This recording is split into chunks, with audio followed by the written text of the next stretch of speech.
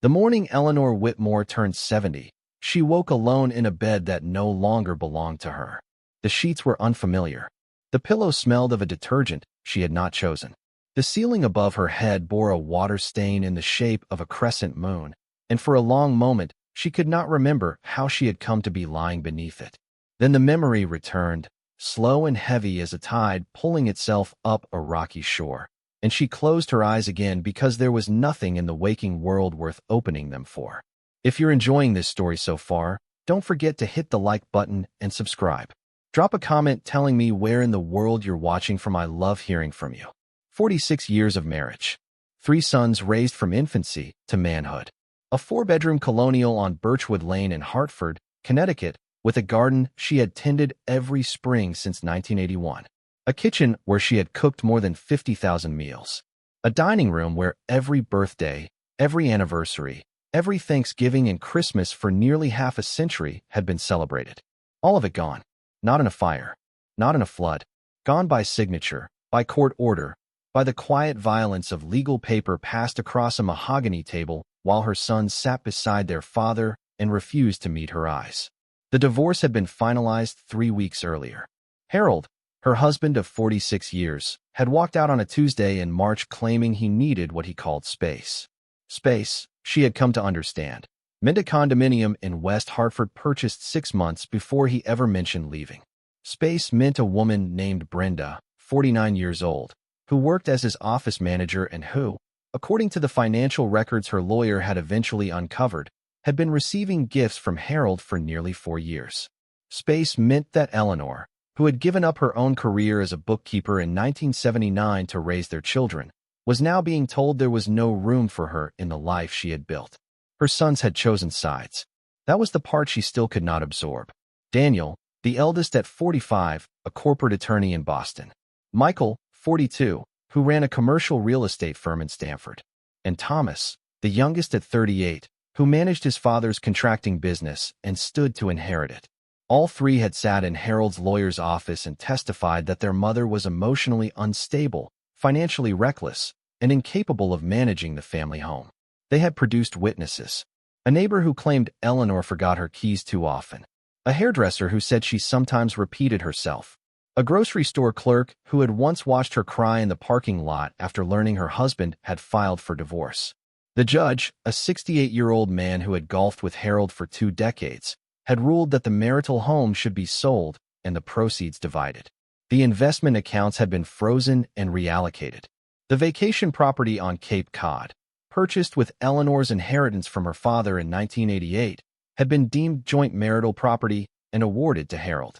Her retirement account, which she had built quietly over 15 years of part-time bookkeeping work after the boys grew up, had been split in half to compensate Harold for what the court called lost opportunity income during their marriage. When the dust settled, Eleanor had $17,000 in a checking account, a 2014 Toyota Camry with 98,000 miles on it, for suitcases of clothing, a box of photographs her sons had not wanted, and her mother's wedding ring on a gold chain around her neck. Everything else belonged to someone else now. She had come to this rented room in a boarding house on the outskirts of Hartford because it was the cheapest option she could find on short notice. Mrs. Polanski, the landlady, was a widow in her 80s who charged $400 a month and asked no questions. The room had a twin bed, a dresser with a cracked mirror, a single window that faced a parking lot, and a shared bathroom down the hall. It was not a home.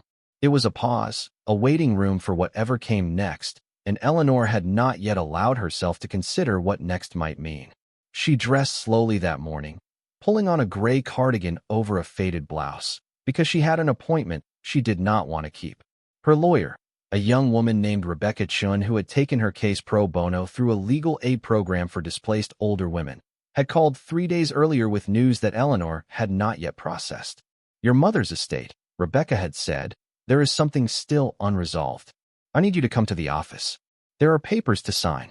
Her mother, Clara Hennessy, had died in 1994 at the age of 71.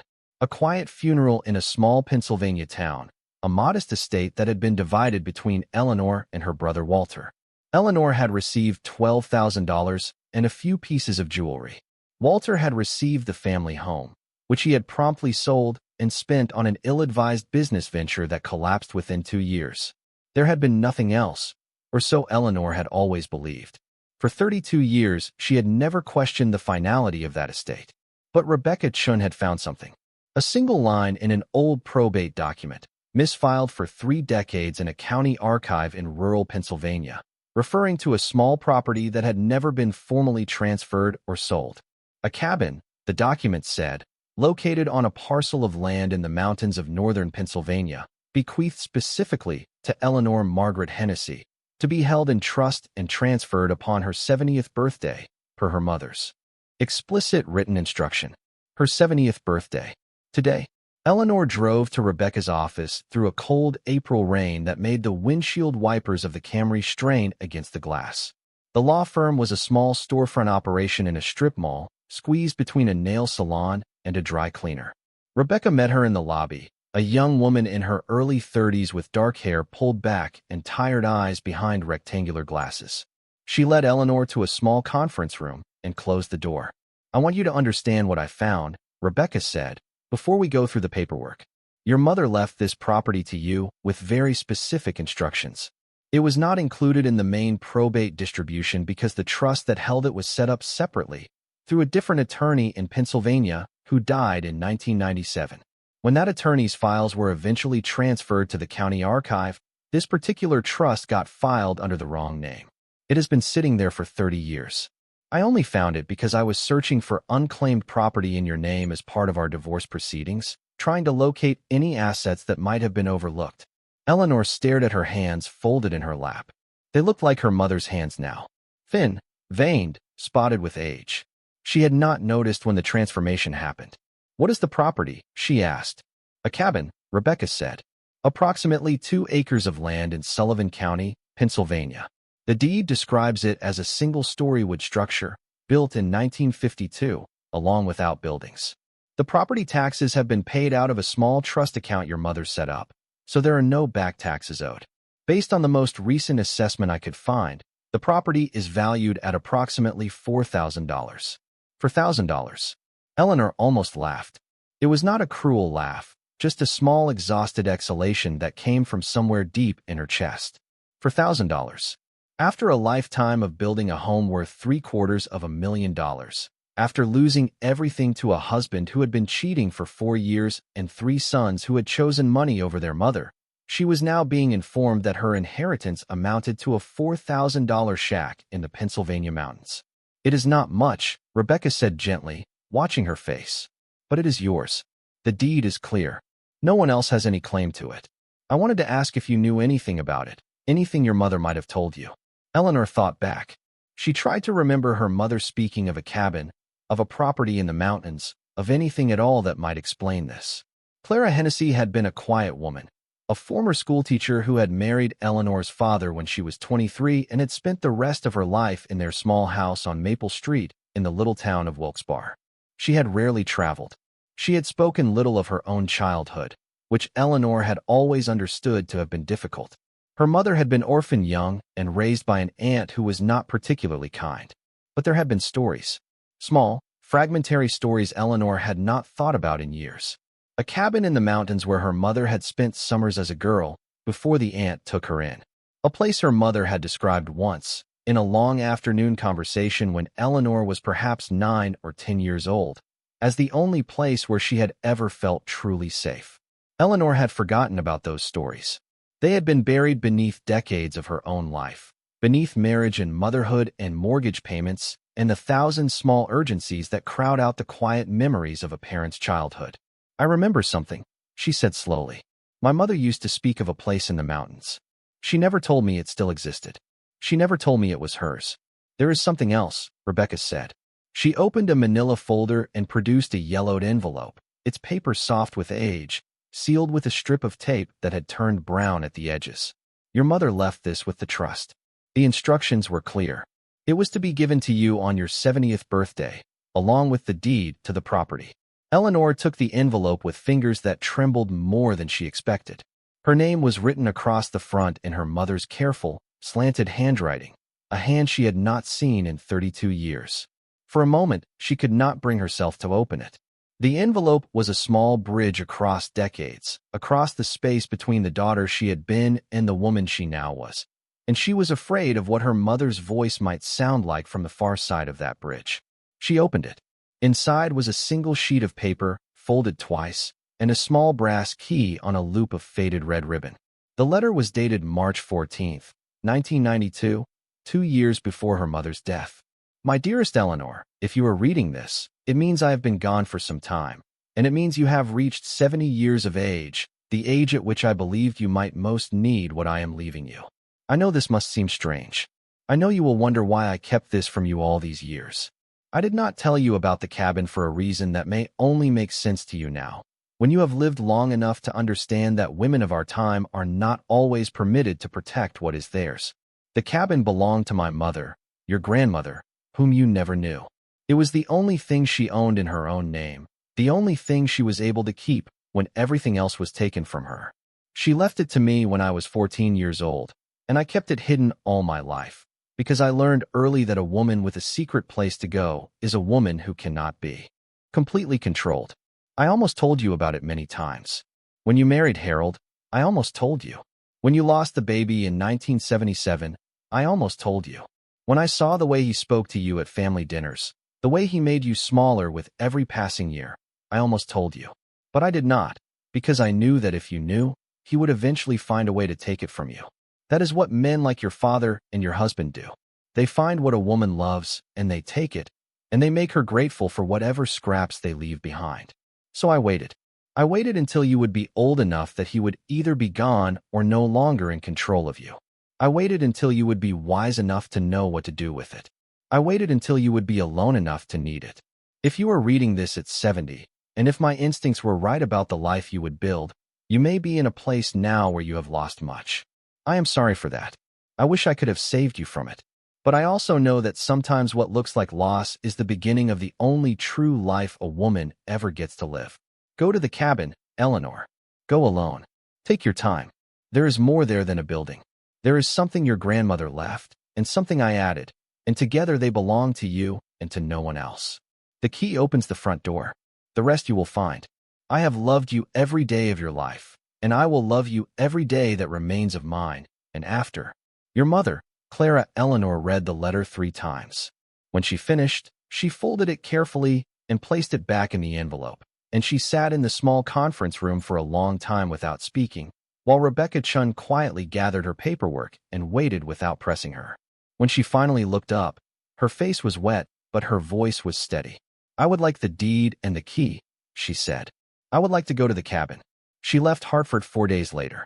She had wanted to leave the next morning, but Rebecca had insisted she take time to prepare. Sullivan County, Pennsylvania, was 5 hours away by car, through small roads and mountain passes that could still be treacherous in early April. Eleanor had no four-wheel drive.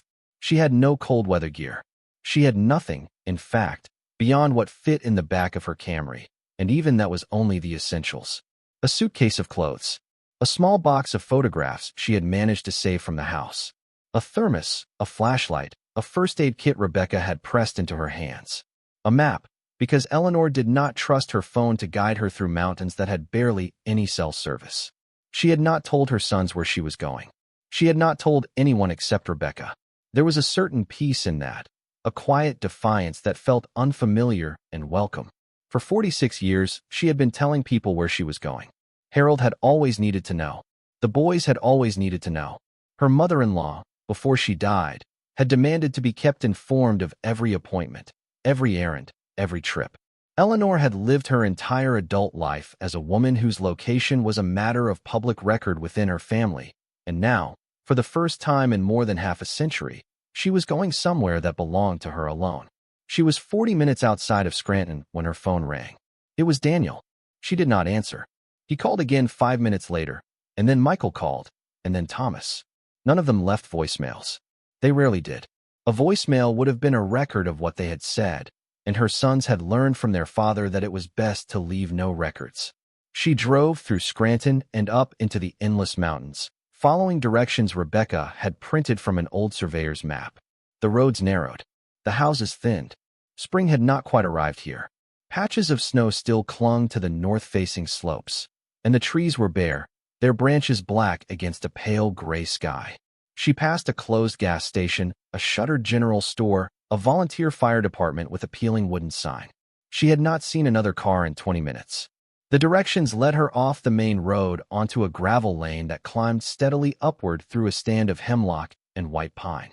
The Camry struggled with the grade, its front wheels spinning briefly on loose stone, but she kept it moving, both hands tied on the wheel.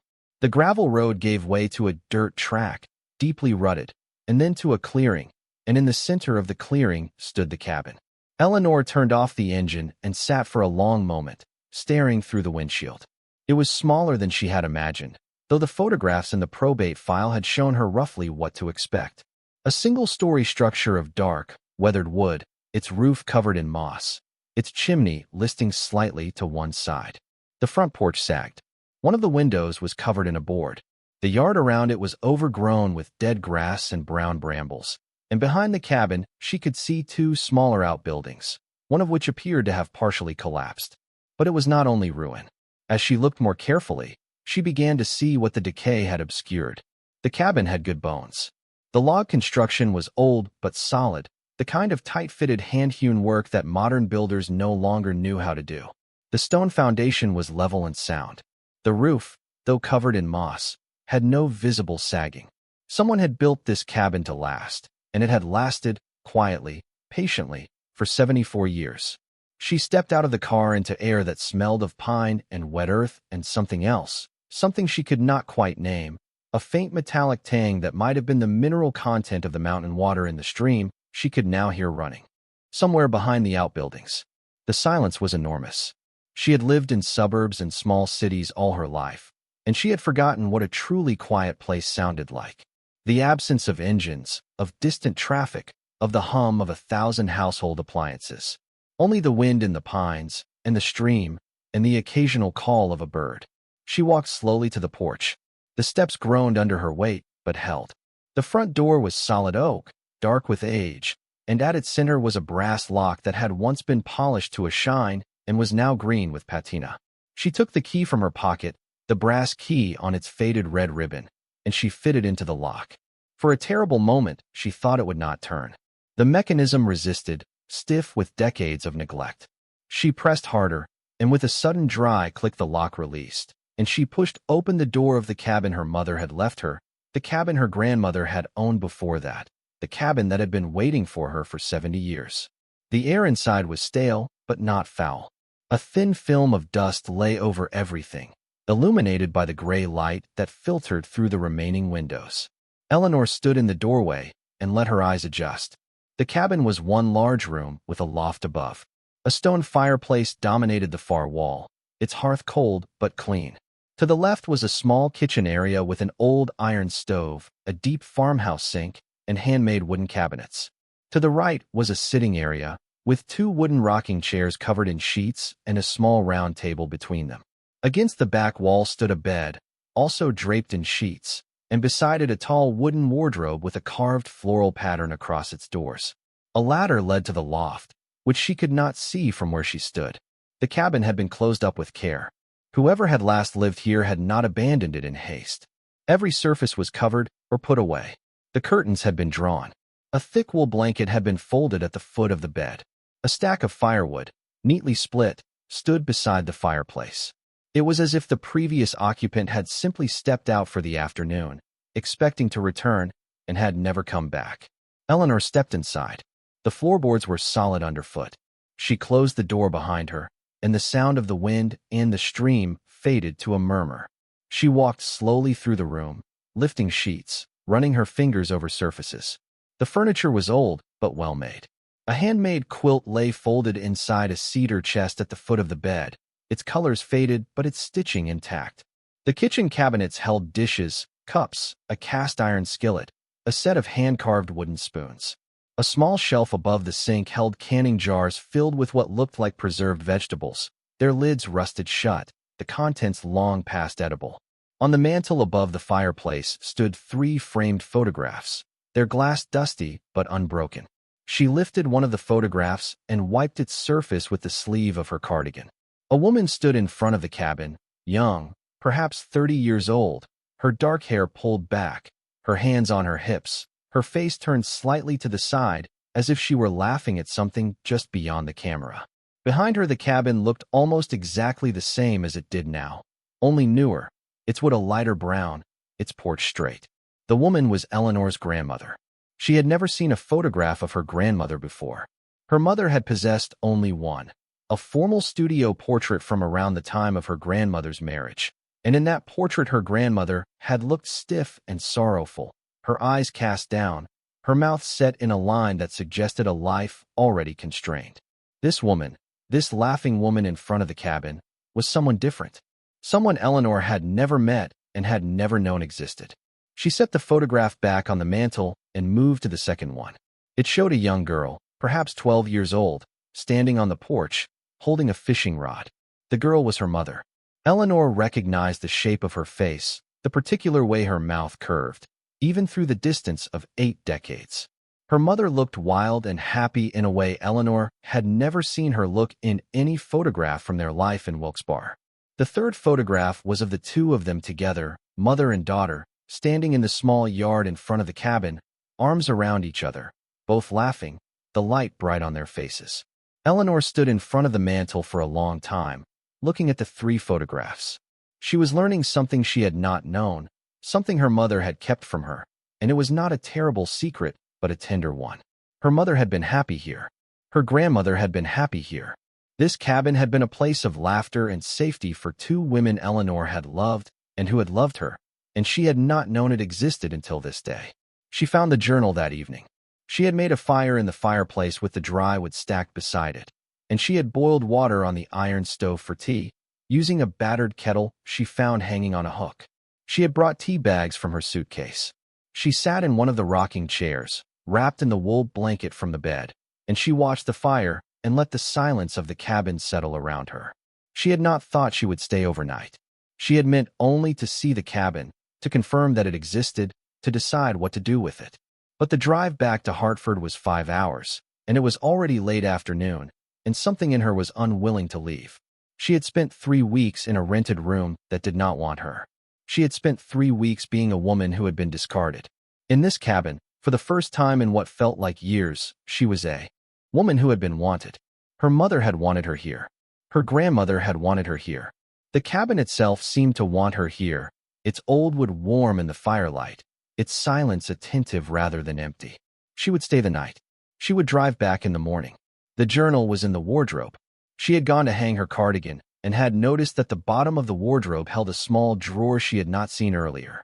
The drawer opened easily, and inside was a leather-bound book, its cover softened with age, its pages edged in gold that had mostly worn away. A strip of faded blue ribbon marked a place near the middle. She carried the journal back to the rocking chair and opened it. The first entry was dated April 3rd, 1947. The handwriting was her grandmother's, though she only knew that because the name at the end was Margaret Ellen Hennessy, the woman who had laughed in front of the cabin in the photograph on the mantel. Her grandmother had been 61 years old in 1947, and she had been keeping a journal about the cabin. I write this because my daughter Clara may someday want to know how this place came into my keeping and why I have made the arrangements I have made for it. I am not a woman of many possessions. I have spent most of my life without the right to own what I earned. This cabin is the one thing in my life that has been wholly mine, and I intend to see that it remains in the hands of my daughter and her daughter after her, and I will not trust the world to manage this fairly without clear instructions from my own hand. The cabin came to me in 1923 when I was 37 years old. It was left to me by a woman named Alice Beaumont, who had been my employer for 11 years. I had gone to work for her in 1912 as a housekeeper and eventually companion, after my first husband died in a coal mining accident and left me with nothing but my daughter Clara, who was then 4 years old. Mrs. Beaumont was a widow herself, a wealthy woman who owned a great deal of land in these mountains, most of which had been purchased by her husband before his death. She had no children. She came to love Clara as her own, and in her later years she came to speak of me as a sister rather than a servant. When Mrs. Beaumont died in 1923, she left her main estate to her nephews, because the law and the expectations of the time required it. But she left this cabin to me, along with the 2 acres surrounding it. and she left it in a trust that her nephews could not contest.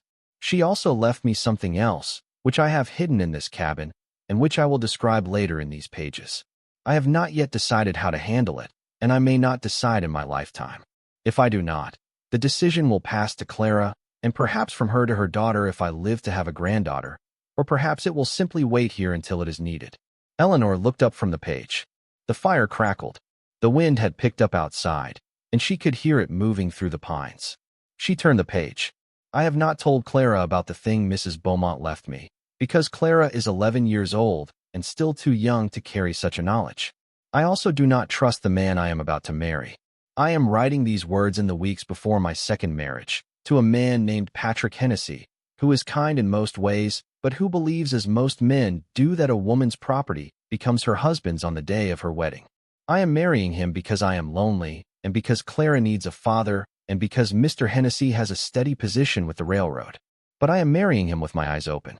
I will not tell him about the cabin. I will not tell him about what Mrs. Beaumont left me. The cabin and its contents are the last truly mine thing I own, and I will keep them mine. Eleanor, read on.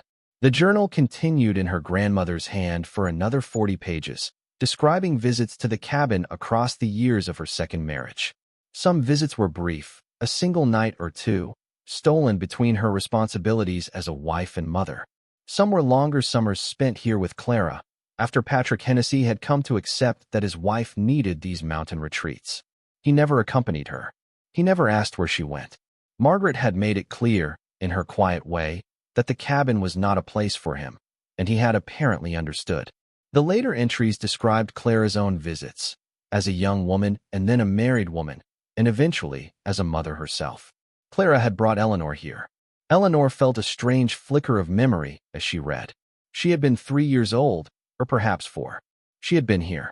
She had no conscious memory of the cabin, but her body seemed to remember something: the shape of the stone fireplace, the smell of the pines. She had been here, and her grandmother had held her, and they had sat in these rocking chairs. The second half of the journal was in her mother's handwriting. Clara had continued what Margaret had started. Eleanor turned more pages, her tea long cold, the fire burning low. Her mother's entries began in 1951, shortly after Margaret's death, and continued intermittently until 1991. Nearly 40 years of entries, none of which Eleanor had ever known existed. Her mother had come to the cabin regularly across those decades, sometimes twice a year, sometimes only once. She had used it as a retreat, a place to think, a place to write letters she never sent to Eleanor's father, letters she used to process a marriage that Eleanor now understood had been deeply unhappy in ways her mother had never spoken aloud. One entry, dated October 1979, made Eleanor stop. Eleanor has just given up her job at the bookkeeping firm. She tells me it was her decision, but I know it was Harold's. He has been saying for 2 years that she should stay home with the boys, that her small salary is not worth the cost of childcare, that she is exhausting herself. All of this is true on the surface. Beneath the surface, I know what he is doing. He is doing what my Patrick tried to do, what Alice Beaumont's husband did to her before he died, what men have done to women in my family for 3 generations now.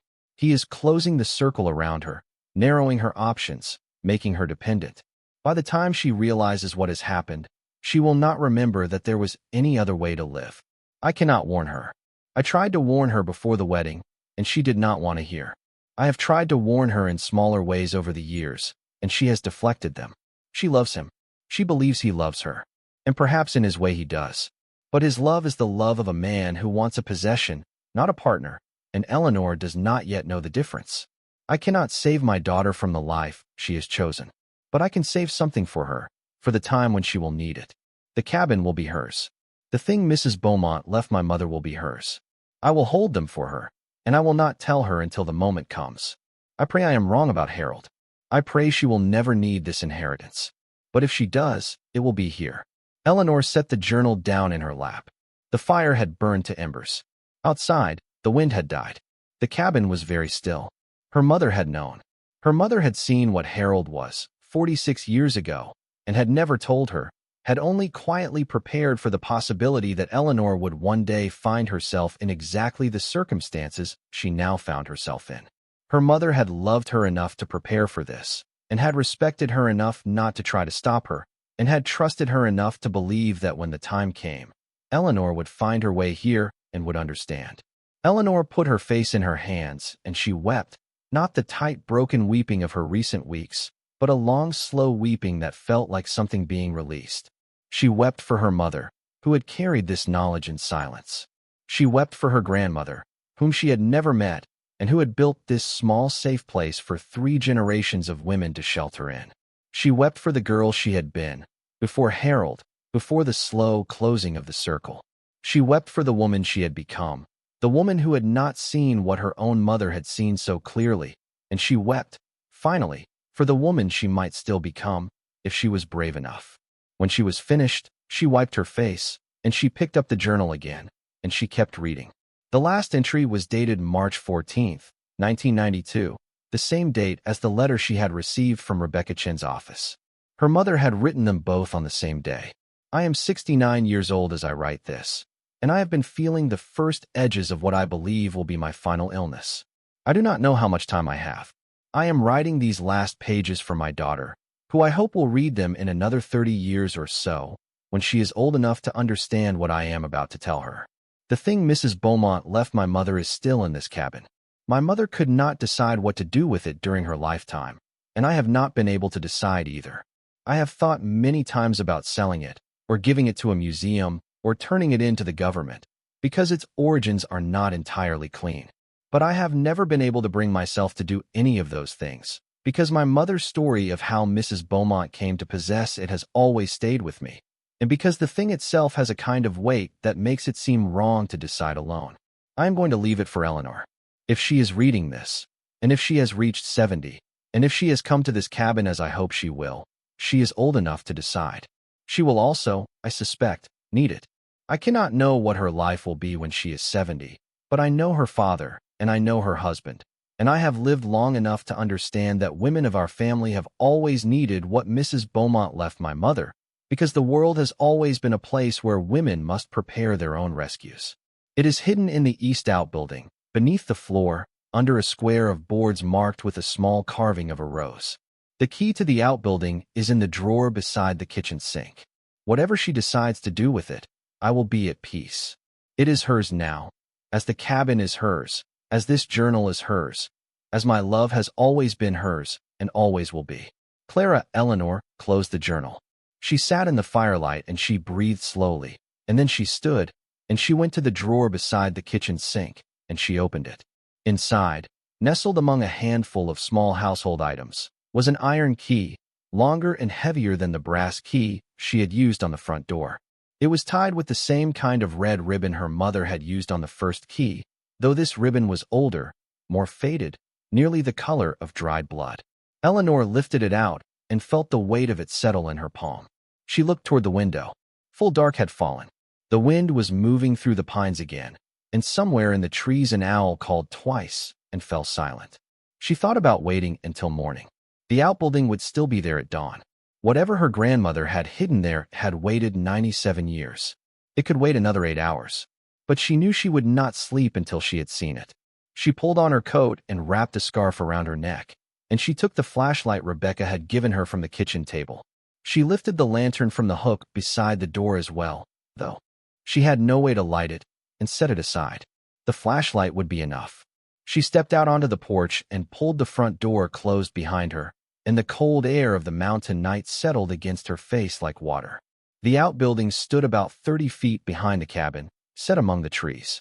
Her flashlight beam cut a narrow path through the dark, catching the trunks of pines, the dry brown stalks of last year's wildflowers, the glint of moisture on stone. The ground was uneven, and she moved carefully, afraid of falling. A broken hip at 70 in a place with no cell service would end this story very quickly, and she was not yet ready for it to end. The first outbuilding, on her left, was the one that had partially collapsed. Its roof had caved in on one side, and a portion of its wall leaned at a dangerous angle. She gave it a wide berth. The second outbuilding, on her right, stood intact. It was smaller than the cabin, perhaps 12 feet by 15, built of the same hand-hewn logs, with a heavy wooden door set into its front wall. A small iron padlock secured the door. Eleanor approached. She held the flashlight in one hand and the key in the other, and she worked the key into the padlock. It resisted at first, just as the front door lock had resisted, and then it yielded with the same dry click, and the padlock opened. She removed the lock, set it on the ground beside the door, and pushed the door inward. The air inside the outbuilding was cold and dry and smelled of old wood and something else, something faintly sweet that might have been the remnants of linseed oil. She played her flashlight across the interior. The building was mostly empty. A workbench stood along one wall, its surface scarred with decades of use. A few old tools hung from pegs above it: a hammer, a handsaw, a brace and bit. The floor was made of wide pine boards, weathered gray with age, fitted tightly together. She knelt and began to examine the floor. She found the rose after perhaps 10 minutes of searching. It was carved into a single board near the back of the outbuilding, beneath the workbench. The carving was small, no larger than a 50-cent piece, and it had been done with care. 5 petals, a short stem, a pair of leaves. It was exactly where her mother had said it would be. Eleanor reached under the workbench and ran her fingers over the carving, and then she pressed her palm flat against the board and tried to lift it. The board resisted, but only for a moment. She felt the edge of it catch against something, and then release, and the board lifted free. She set it aside and lifted the next board, and the next, working them out of their fittings until she had exposed a rectangular hole in the floor, perhaps 2 feet by 3 feet, dug into the earth beneath the outbuilding and lined with a layer of oiled cloth to protect whatever had been placed inside from the damp. She shone her flashlight into the hole. At first, she did not understand what she was seeing. There was a large flat package wrapped in waxed canvas, tied with twine that had been preserved in some kind of resin or wax. Beside it was a smaller wooden box, about the size of a loaf of bread, also wrapped in canvas. And beside those, tucked against the earthen wall of the hole, was a cloth sack that bulged with small hard objects, the shape of it suggesting coins or stones or something similar. Eleanor sat back on her heels. Her knees ached. She was suddenly aware of how cold she was, how far she was from any other human being, how her hands were trembling. She did not know what she was looking at, but she understood that it was old and had been hidden with care, and that her grandmother, whom she had never met, had placed these things in the earth nearly a century ago and had trusted that they would be found by the right person at the right time. She reached into the hole and lifted out the smaller wooden box first, because it was the most manageable. She set it on the floor of the outbuilding and unwrapped the canvas. Beneath the canvas, the box itself was a beautiful piece of work, dark walnut inlaid with a pattern of flowers in a paler wood, mother of pearl at the corners. A small brass hasp held it closed. She opened the hasp and lifted the lid. Inside, on a bed of dark velvet that time had reduced to a dusty softness, lay a collection of jewelry. Not costume jewelry. Not the kind of decorative pieces her mother had kept in a small box on her dresser. This was something else. A heavy gold necklace set with a large dark stone that caught the light of her flashlight and scattered it like fire. A pair of earrings with stones that might have been emeralds. 3 rings, one with a diamond that looked to Eleanor's untrained eye to be extraordinarily large. A brooch shaped like a bird, inlaid with what looked like sapphires. A gold chain with a locket. A bracelet of heavy gold links set at intervals with small rubies. Eleanor did not touch any of it. She only looked. She had never in her life seen jewelry like this outside of a museum. She had no way to know if the stones were genuine or paste, if the gold was real or plated, if these pieces were worth hundreds of dollars or hundreds of thousands. But the craftsmanship alone, visible even to her untrained eye, suggested something that had been made by hand, by a master, for a person of means, in an era when such things were still made that way. She closed the lid of the box gently, and she turned to the larger package. The canvas wrapping was thick and had been oiled repeatedly over the years. The twine that bound it had been treated with something that had kept it from rotting. She untied it carefully, her fingers cold and clumsy, and she peeled back the canvas. Beneath the first layer was another layer, this one of softer cloth, perhaps linen, also treated against damp. She peeled this back as well. Beneath the linen was a wooden frame, and within the frame was a painting. Eleanor stared. She was not an expert. She had never taken an art history class. But she had spent 46 years visiting museums with her family, first with her parents as a girl, then with Harold and the boys on vacations, then alone during the years when her sons were grown and her husband was busy with whatever had been occupying him during the final decade of their marriage. She had stood in front of thousands of paintings in her life. She had read thousands of museum placards. She knew enough to know that what she was looking at was not an ordinary painting. It was a landscape, small, perhaps 18 inches by 24.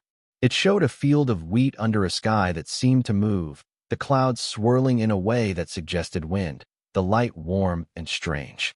In the distance, a small farmhouse. In the foreground, a figure bent over the wheat, harvesting. The brushwork was rapid and passionate, the colors so vivid even beneath a century of accumulated dust that they seemed almost to glow in the beam of her flashlight. In the bottom corner of the canvas, in small dark letters, was a signature she could read even in the dim light. Vincent. Eleanor let out a small sound. She could not quite call it a word. It was somewhere between a gasp and a laugh, the sound a person makes when the world has suddenly refused to make sense. She wrapped the painting again, carefully, with hands that shook. She put the linen back. She put the canvas back. She did not tie the twine, because her fingers would not cooperate with the knots. She reached for the cloth sack last. It was heavier than she had expected. She lifted it out of the hole and set it on the floor, and she untied the cord that held it closed. Inside were coins. Gold coins, hundreds of them, of various sizes and shapes and eras, tumbled together as if they had been collected over many years and dropped into the sack without any effort to organize them. She lifted one out. It was thick and heavy and stamped with the image of a woman in profile, a crown on her head, letters around the edge that she could not immediately read. She lifted another. A different image. A different date. She let them fall back into the sack. She closed the sack. She sat on the floor of the outbuilding, surrounded by things she could not understand, and she tried to breathe. Her grandmother had been a housekeeper. Her grandmother had been a widow with a small child. Her grandmother had gone to work for a wealthy woman in 1912 and had served her for 11 years. And when that wealthy woman had died, she had left her housekeeper a cabin, and a painting signed Vincent, and a box of jewelry, and a sack of gold coins. Eleanor did not know the full story. She did not know how Mrs. Alice Beaumont had come to possess these things, or why she had chosen to leave them to Margaret Hennessy rather than to her own nephews, or whether any of it had been obtained legally. Her mother's journal had mentioned that the origins were not entirely clean. Eleanor did not yet know what that meant, but she understood one thing. As she sat on the floor of a cold outbuilding in the Pennsylvania mountains at 70 years of age, 3 weeks after her husband had stripped her of the life she had built, she understood that her mother had been right. She had needed this. The world had always been a place where women must prepare their own rescues. And her grandmother and her mother had prepared hers, across 97 years, through 3 generations, and it had waited for her, and she had found it on the first night she had ever spent in a place that belonged only to her. Eleanor put the lid back on the wooden box of jewelry. She rewrapped the painting as best she could. She tied the cord on the sack of coins. She placed them all back in the hole in the earth, because she did not yet know what else to do with them, and because the cabin was not yet secure enough to hold them above ground, and because she needed time to think. She replaced the boards, fitting them back into their slots, making sure the rose carving was face down and nearly invisible. She stood, brushed the dust from her knees, and took one last look at the outbuilding. She walked back to the cabin through the cold dark, her flashlight beam bobbing ahead of her, the trees standing silent on either side. When she reached the porch, she turned and looked out at the dark shape of the outbuilding, just visible against the slightly lighter black of the sky. A lifetime, she thought. A lifetime of being told she was nothing, that she could do nothing, that she had nothing. And here, in a $4,000 cabin her sons had not even bothered to know existed, her mother and her grandmother had been waiting for her with everything she would need. She went inside. She closed the door. She locked it with the brass key, and she put another log on the fire, and she sat in the rocking chair, and she did not sleep, and she did not weep, and she did not laugh. She only sat and watched the fire and thought, and outside the wind in the pines rose and fell like the slow breathing of something enormous and patient that had, at long last, woken up. It was well past midnight when her phone buzzed in her pocket. She had forgotten she was still carrying it. She pulled it out. The signal was almost non-existent this far up the mountain, but a single text message had managed to come through. It was from Daniel. "Mom, where are you? The house closing is in 4 days. We need you to sign the final papers. Call me back." Eleanor looked at the message for a long time. Then she placed the phone face down on the small table beside her chair, and she did not answer it, and she did not answer the others that came. In the hours that followed, and she sat in the firelight in a cabin that belonged to her, and for the first time in 46 years, she felt what it was like to be a woman whose location was nobody's business but her own. Outside, snow began to fall, the first soft flakes of a late-season storm drifting down through the pines, whitening the ground around the cabin, covering the path she had walked to the outbuilding, covering the tracks of her Toyota Camry in the gravel drive. By morning, the cabin would be wrapped in white, cut off from the world by 6 inches of fresh snow and a road that was not going to be plowed because the county did not know anyone lived up here anymore. Eleanor did not yet know this. She did not yet know that she would be snowed in for 4 days. She did not yet know that those 4 days would give her exactly the time she needed to read her mother's journal 3 times, to examine every inch of the cabin, to find the second hidden place and the third, to understand, piece by piece, what she had inherited and what her mother had meant when she wrote that it was more than a building. She did not yet know that the life she had lost was the smaller of the 2 lives available to her, and that the larger life, the truer life, had been waiting in these mountains all along.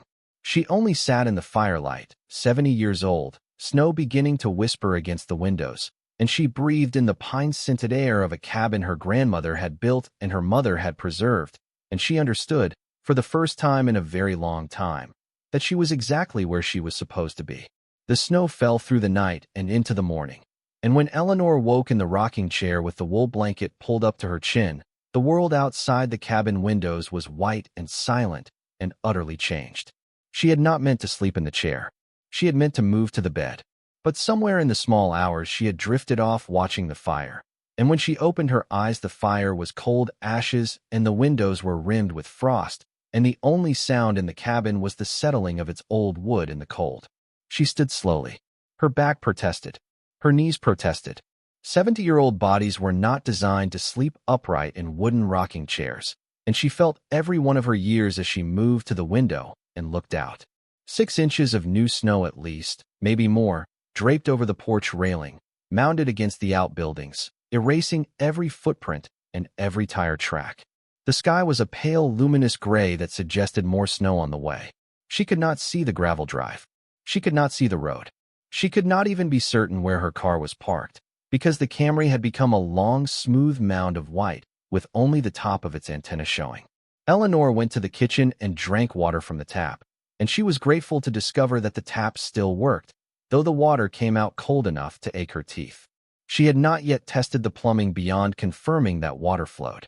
Now she understood that her mother must have paid not just the property taxes from that small trust account, but also enough to keep the basic utilities functioning, or else arrange for the cabin's well and septic to remain serviceable through some caretaker Eleanor did not yet know about. She filed the question away. There would be a great many questions in the days to come. She made a fresh fire. She boiled water for tea.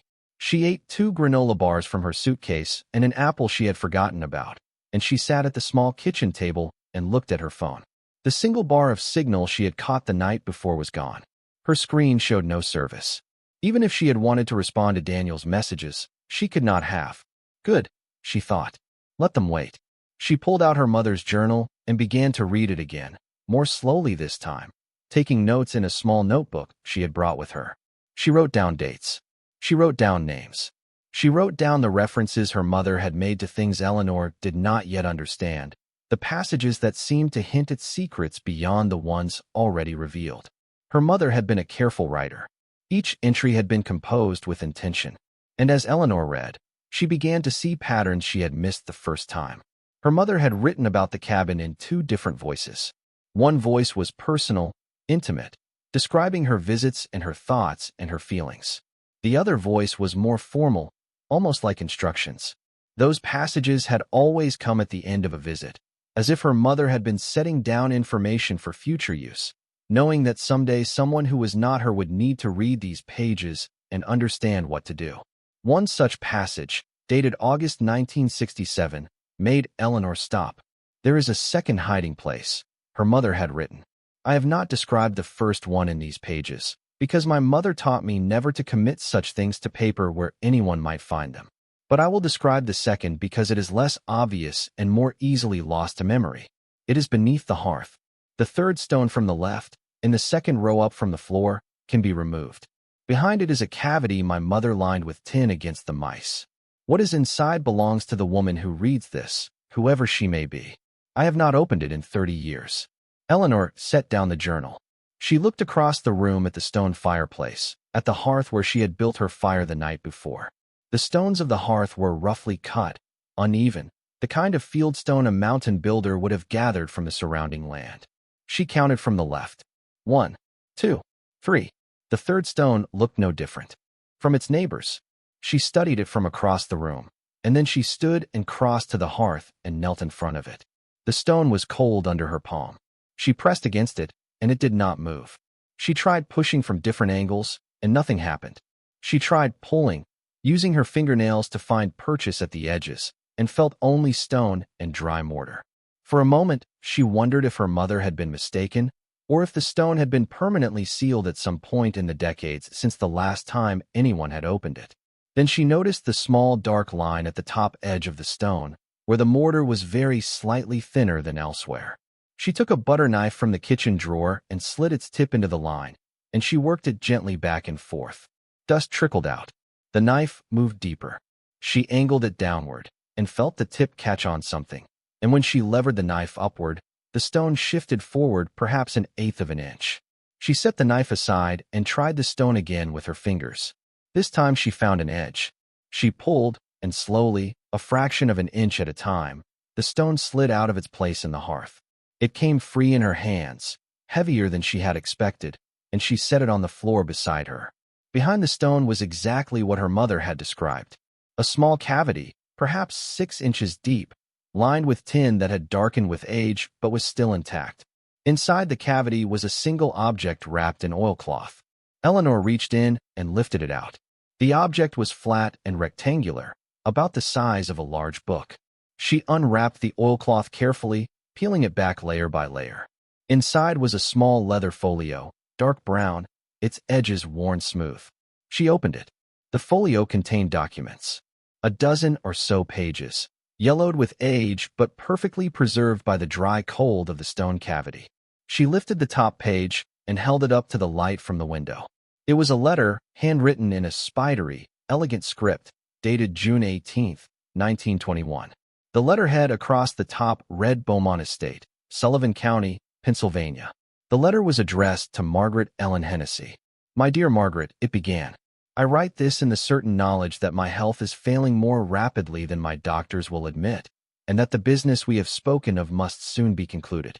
I have made my final will, and have named you the sole inheritor of the mountain cabin and the 2 acres surrounding it, as we agreed.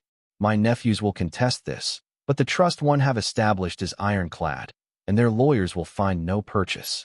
You will have the cabin. What I write about now is the other matter." Eleanor's breath went shallow. She read on. "The objects I have instructed to be delivered to you upon my death are not, strictly speaking, mine to give. You know this. I have told you the story. I will not put it on paper, because paper can be found, and the story is one that could bring harm to you and your daughter if it became known. But I want to say this clearly in writing, so that you will have it in your own hand if ever you need to prove what I have told you. The objects were taken from a house in Europe by my late husband during his travels in 1899, and they were taken in a way that was not proper, even by the loose standards of that time. I have kept them all these years because I did not know what else to do with them, and because my husband would have destroyed me if I had tried to return them while he lived. After his death, I thought many times about sending them back, but by then the family from whom they were taken had scattered, and the political situation in that country had grown complicated, and I was a widow with no standing to undertake such a thing. I give them to you now because I trust you. I trust you with what my husband stole, and I trust you with the truth of it, and I trust you to do with them whatever you believe is right, whether that is to keep them, or sell them quietly, or to try someday to return them, or to pass the decision on to your daughter or hers. I ask only that whatever you decide with care, and that you do not allow them to pass into the hands of any member of the Beaumont family, none of whom deserve to profit further from my husband's dishonor. There are 3 items of particular note. The painting by the Dutchman, the jewelry that belonged to the lady of the house, which is all one set and must not be broken up if it can be avoided, as it was made by a master jeweler in Antwerp and has great historical value. And the coins, which were gathered by the family over 2 centuries and which are of numismatic as well as gold value. There are also some smaller items of lesser significance, which you may handle as you see fit. I have loved you as a sister, Margaret. You came to me a grieving widow with a small child and no prospects, and you have been my companion and my friend for more than a decade. What I do for you now is small compared to what you have given me. May the cabin and the objects within it bring you and your daughter a measure of the safety you have both been denied. With affection, Alice Beaumont. Eleanor read the letter twice. Then she set it down and looked at the remaining documents in the folio. There were more letters, most of them from Alice Beaumont to Margaret, spanning the years from 1912 to 1921. They described the slow friendship that had grown between them, the affection for Clara that Alice had developed, Alice's deteriorating health, her distrust of her nephews, her plans for the cabin and its hidden contents. There was a copy of the trust document that had established the cabin as Margaret's inheritance, with a carefully constructed legal structure that her mother had mentioned could not be contested. There was a receipt from a jeweler in Philadelphia, dated 1893, for an assessment of a matched set of pieces described only by weight and general type. There was a list, in Alice Beaumont's hand, of the items she was leaving to Margaret, with brief descriptions and, in some cases, notes about their origins. The painting was described as Wheat Field, Dutch artist, oil on canvas, signed. No date of execution was given. Alice Beaumont had apparently not known, or had chosen not to record, exactly which Dutch artist had painted it. But Eleanor had seen the signature. Vincent. She sat on the floor in front of the fireplace and tried to hold the thoughts steady in her mind. She was not an expert. She did not know how many Dutch painters had signed their work Vincent. She did not know whether the painting was genuine or a copy or a clever forgery. She did not know how to tell. What she did know was that her grandmother's employer had written a letter in 1921 describing objects stolen from a European house in 1899 by a husband whose dishonor was one of the reasons his widow no longer wished to live under his name. She knew that one of those objects was a painting by a Dutch artist. She knew that in her hand, wrapped in oilcloth in an outbuilding 30 feet behind her, was a painting signed Vincent in a style she had seen before, in books, in museum prints, in the background of news stories about record-breaking auction prices. She did not let herself finish the thought. Not yet. There would be time later to think about what it might be worth. For now, she needed only to understand what she had inherited, and her inheritance was growing more complicated by the hour. The snow kept falling. By the end of that first day, 8 inches had accumulated, and by the end of the second day, nearly 14. Eleanor moved the Toyota Camry by the simple expedient of not moving it at all. It sat at the head of the drive, slowly disappearing under a growing mound of white. She did not try to call anyone. Her phone had no signal. She did not attempt to clear a path to the road. Because the road was 3/4 of a mile away down a slope, she could not have navigated on foot in her 70-year-old body, even in clear weather. She was, for all practical purposes, cut off from the world. She did not find this frightening. This was perhaps the most surprising thing. A woman who had spent the last 6 months in a state of almost continuous low-grade panic should, by any reasonable measure, have found herself terrified to be snowed in alone in a remote mountain cabin at 70 years of age. But Eleanor was not terrified. She was calm, in a way she had not been calm in decades. The cabin had plenty of firewood, enough to burn for weeks. The pantry held canned goods her mother had left behind in the 1990s, some of which were no doubt expired, but many of which would still be safe. She had her own food in the car, a small emergency kit Rebecca had insisted she bring. She had water from the tap, which she tested carefully and found clean. She had warmth. She had shelter. She had, for the first time in her life, a place that was hers. She spent the days reading the journal in its entirety, then reading Alice Beaumont's letters, then walking through the cabin inch by inch, looking at everything, understanding everything. She found her grandmother's initials carved into a beam above the bed, M.E.H., 1924, the year after the cabin had become hers. She found a notch in the doorframe of the kitchen where her mother had apparently marked her height as a child, 3 small lines with dates beside them in faded pencil. She found a tin box under the bed that held a child's things, a doll's dress, a small wooden horse, a set of jacks, items that had belonged to her mother as a girl and that her mother had never taken back to Wilkes-Barre. If you're hooked on this story, make sure to subscribe and turn on notifications so you never miss an upload. Your support means everything and helps me bring you more emotional stories like this one. On the 3rd day of the snow, she found the second hiding place her mother had never described. It was in the wardrobe. She had been hanging up her clothes, trying to make the cabin feel more like her own, when she noticed that the bottom panel of the wardrobe seemed slightly loose. She knelt and pressed on it, and it shifted. She worked her fingers under its edge and lifted it, and beneath was a shallow compartment that ran the full width of the wardrobe. Inside the compartment were more documents, many more. A thick folder of papers, bound with twine. A small metal box with a hinged lid. 2 leather ledgers, both filled with entries in her grandmother's handwriting. And at the back of the compartment, wrapped in yet another layer of oilcloth, a smaller parcel she did not immediately open. She took the documents out carefully and brought them to the table and began to read. The ledgers were her grandmother's records of every expense and every income related to the cabin and its contents from 1923 to 1951. Property taxes paid. Small repairs.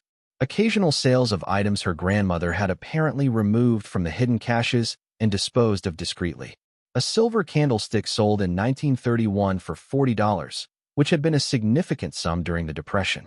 A jeweled hair comb sold in 1944 for $310, the proceeds deposited into an account Eleanor had never heard of. A gold coin sold in 1949 for $72. Margaret Hennessy had used the hidden cash sparingly, carefully, only when she needed to. She had never lived extravagantly.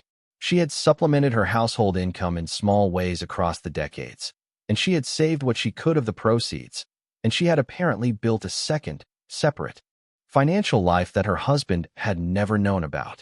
The folder of papers held the documentation for that second life. Account statements from a bank in Philadelphia, in Margaret's name, opened in 1924 and maintained continuously until her death. The account had grown slowly over the years, funded by occasional deposits, and by 1951 it had held just over $11,000, a considerable sum for a housekeeper's widow in that era. Upon her death, the account had been transferred to Clara, who had continued to maintain it under her own name, funded now by her own occasional small sales from the cash and by modest investments. Eleanor turned to the final document in the folder and read it twice before she understood what she was looking at. It was a recent account statement, dated January of the previous year. The account was now in the name of Eleanor Margaret Hennessy. The maiden name Eleanor had abandoned when she married Harold. Her mother had apparently had her name added to the account as a co-holder sometime before her death, and the account had been maintained continuously since. It held a balance of $64,872. Eleanor sat very still. $64,000. Earning modest interest in a savings account in a Philadelphia bank, in her name, under a name she had not used in nearly 50 years, invisible to her husband and her sons and the divorce court that had stripped her of what they called her share of the marital assets. Her mother had done this. Her mother had set this up for her, decades ago, against this exact possibility, and Eleanor had never known. She folded the statement carefully and put it back in the folder. She was starting to understand that her inheritance was not a cabin. Her inheritance was a carefully constructed safety net built across 100 years by women who had understood, in ways Eleanor had not allowed herself to understand, that women needed their own money and their own places and their own secrets, and that a woman without these things was a woman who could be destroyed at any moment by the men around her. She turned her attention to the metal box. The box was small, about 6 inches square, and it had no lock. She opened it and found a stack of papers inside, each folded carefully, each one a document that added another layer to the picture. A birth certificate for Margaret Ellen Hennessy, dated 1886, listing her maiden name as Margaret Ellen McDonnell. A marriage certificate for Margaret McDonnell and Thomas Hennessy, dated 1906, Thomas being the man who had died in the coal mining accident. A death certificate for Thomas Hennessy, dated 1911. A birth certificate for Clara Elizabeth Hennessy, dated 1908, showing Thomas and Margaret as her parents. Another marriage certificate for Margaret Hennessy and Patrick Hennessy, dated 1924, the year after Alice Beaumont's death, the year after Margaret had taken possession of the cabin. Patrick Hennessy had apparently been a distant cousin of her first husband, which was why Margaret had not changed her name upon the second marriage. She had chosen, deliberately, to keep the name under which she had inherited the cabin, to keep the property clearly in her own line. And beneath those documents were others Eleanor had never seen, had never known existed. A photograph of a man, dated on the back 1908, identified in pencil as Thomas. Her grandfather, her mother's father, the coal miner who had died before Eleanor had ever had a chance to know of him. He had a gentle face, thin, with dark eyes and a quiet smile. A bundle of letters, tied with string, addressed to Margaret MacDonald in handwriting Eleanor did not recognize. She untied the string and opened the first. The letter was a love letter, written before Margaret's first marriage, from a man who signed himself only as T. The letters were gentle and poetic and entirely different in tone from anything Eleanor would have imagined about the taciturn coal miner in the photograph. Her grandfather had been a man who wrote love letters. Her grandmother had kept them for 55 years after his death.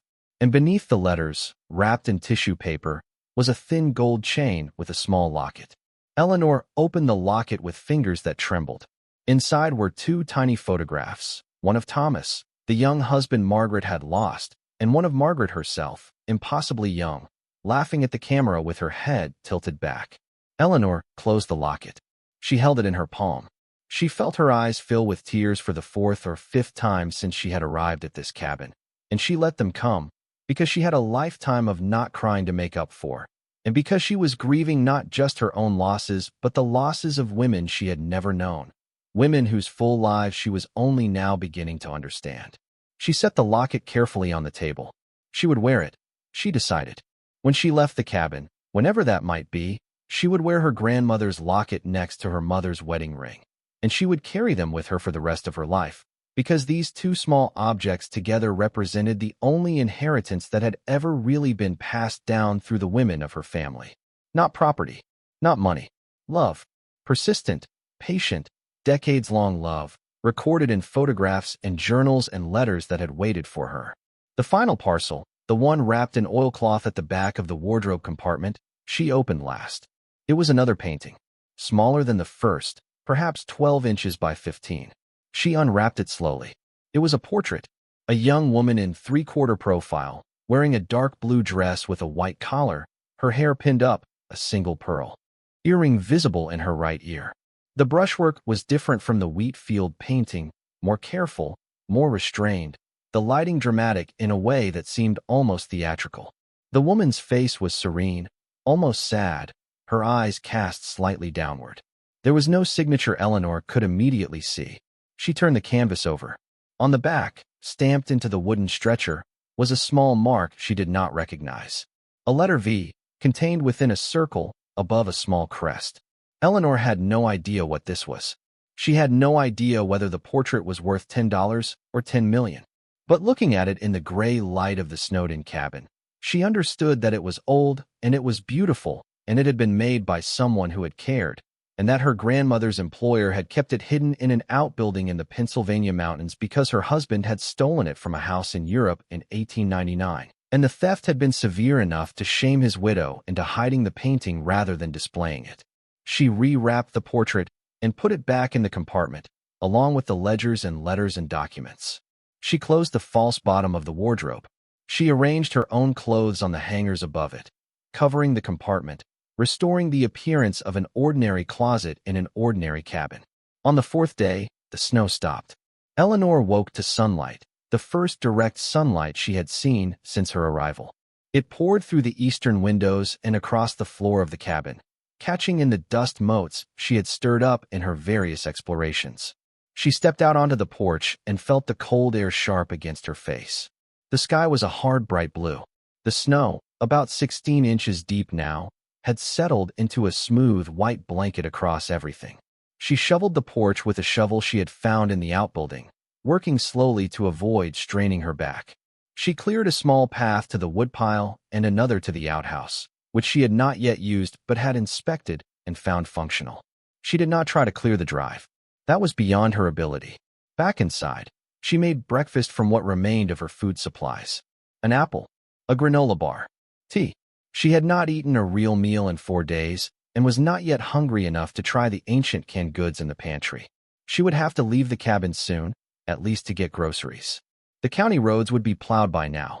She might be able to walk down the mountain to the main road, flag down a passing car, find her way to the nearest town and a store.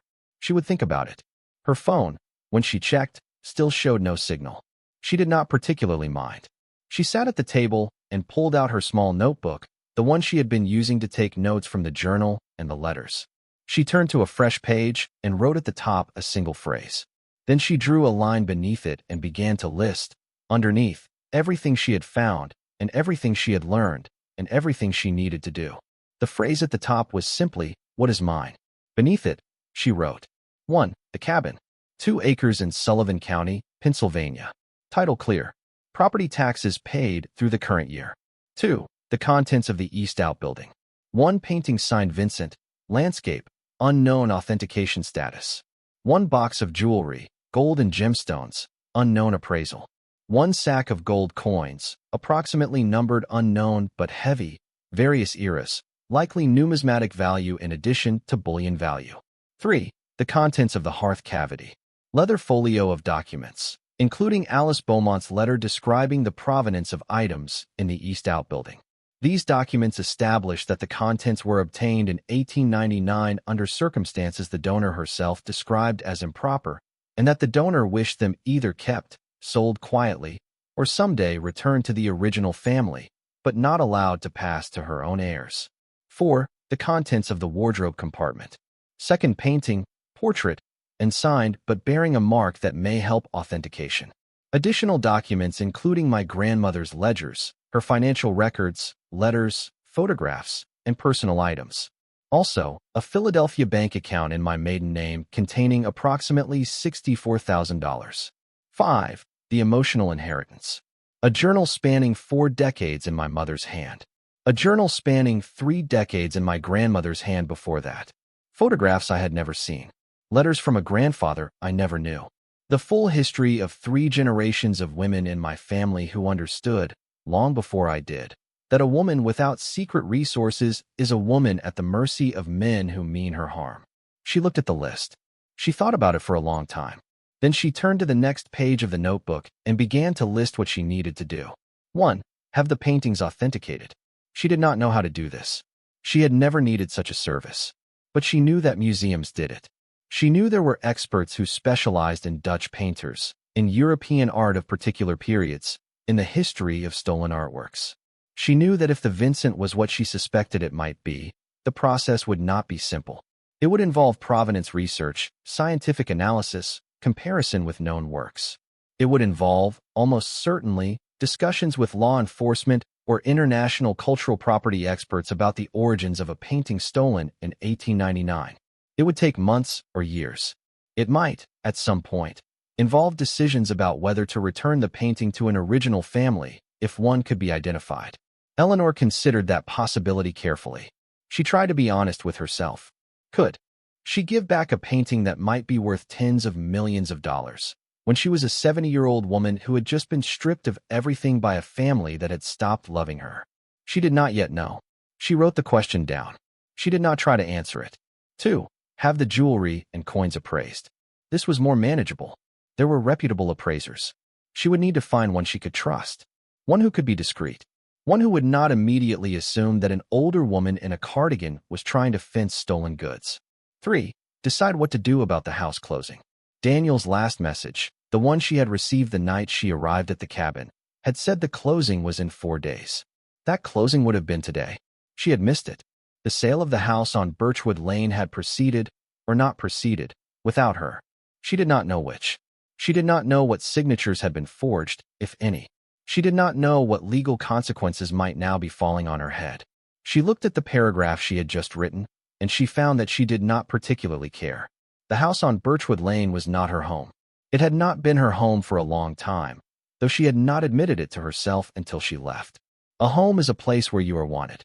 The house on Birchwood Lane had been a place where she had been tolerated, and eventually not even that. This cabin was her home now. She wrote the words down in her notebook, under item 3. This cabin is my home now. Then she drew a line through item 3 and wrote simply, let the house go. 4. Respond to my sons. This was the hardest item. She sat looking at it for a long time. She did not know what to say to them. She was furious. She was hurt. She had spent 3 weeks trying not to think about the moment in the courtroom when all 3 of them had sat beside their father and had not looked at her, and now she was forced to think about it, because she was going to have to make a decision about whether or how to respond. She could go home and fight. She could hire a new lawyer, reopen the divorce case, argue that her sons had committed perjury, demand an investigation into the judge who had been Harold's golfing partner for 2 decades. She could spend the next 5 years of her life in court, fighting for the return of money that had already been distributed, property that had already been sold, relationships that had already been broken. She could win, perhaps. She could lose. Either way, she would spend the last years of her life consumed by the same people who had already consumed most of her life. Or she could let it go. Not forgive. Not forget. Not pretend it had not happened. But let it go. Walk away from the fight. Accept that the house and the investments and the cars and the furniture were gone, and that the people who had taken them had revealed themselves to be people not worth continuing to struggle with. And use what she had, what her mother and her grandmother had left her, to build a different kind of life. Eleanor wrote it down. For let them go. She underlined it twice. She stood up from the table and went to the window and looked out at the sunlight on the snow. A crow was making its way across the drive, leaving small dark footprints in the white. The pine trees stood absolutely still, their branches heavy with snow. Somewhere far off, she heard the rumble of a truck engine, the first man-made sound she had heard in 4 days. Someone was plowing a road somewhere. The world was beginning to move again. She would have to decide what to do next. But not today. Today she would finish her tea, and she would rest, and she would read the last letters in her grandmother's folio. And she would take careful inventory of the food in her car so that she could plan her next trip down the mountain. She would let the world come back to her slowly, on her own terms. That afternoon, she read the final letters. The last one in the folio was dated November 1923, just a few months after Alice Beaumont's death. It was not from Alice. It was from a lawyer in Philadelphia, written to Margaret Hennessy in response to what had apparently been an inquiry from Margaret about whether any effort had ever been made to locate the original family from whom Charles Beaumont had stolen the items in 1899. The lawyer's answer was brief and careful. He wrote that he had investigated, at Alice Beaumont's instruction during her final illness, the question of whether any member of the original Dutch family could still be identified. He had traced the family name to a small town in the Netherlands, and had determined that the head of the household, one Johannes Vermeer Visser, had died in 1901, 2 years after the theft. His wife, Cornelia, had died in 1904. Of their 3 children, the eldest son had emigrated to the United States in 1902 and had been lost track of somewhere in New York. The second son had been killed in the First World War. The daughter, Anna Visser, had married a Belgian and had moved to Antwerp, where she was believed to still be living as of 1923, though the lawyer had not been able to confirm her current address. He noted that any attempt to contact her would likely reveal the existence of the stolen items and would almost certainly result in legal action that could expose Alice Beaumont's reputation as well as the financial position of her estate. He did not recommend pursuing the matter. Alice Beaumont had pursued it anyway, apparently, because attached to the lawyer's letter was a separate sheet of paper in her own handwriting, on which she had written one line. Anna Visser, Antwerp. If she can be found, my will is that the portrait be returned to her personally. The other items are yours. The portrait, the small portrait of a young woman in a dark blue dress with a single pearl earring, which Eleanor had just found in the hidden compartment of the wardrobe. Alice Beaumont had wanted it returned, specifically, to a woman named Anna Visser, if Anna could be found. She had not demanded the return of the Wheatfield painting. She had not demanded the return of the jewelry or the coins. Only the portrait, and Margaret, apparently, had kept the portrait safe in the hidden compartment, along with the documents, along with the instruction, and had never managed to carry out Alice's wish, and had passed the knowledge on to Clara, and Clara had passed it on to Eleanor. Eleanor sat very still.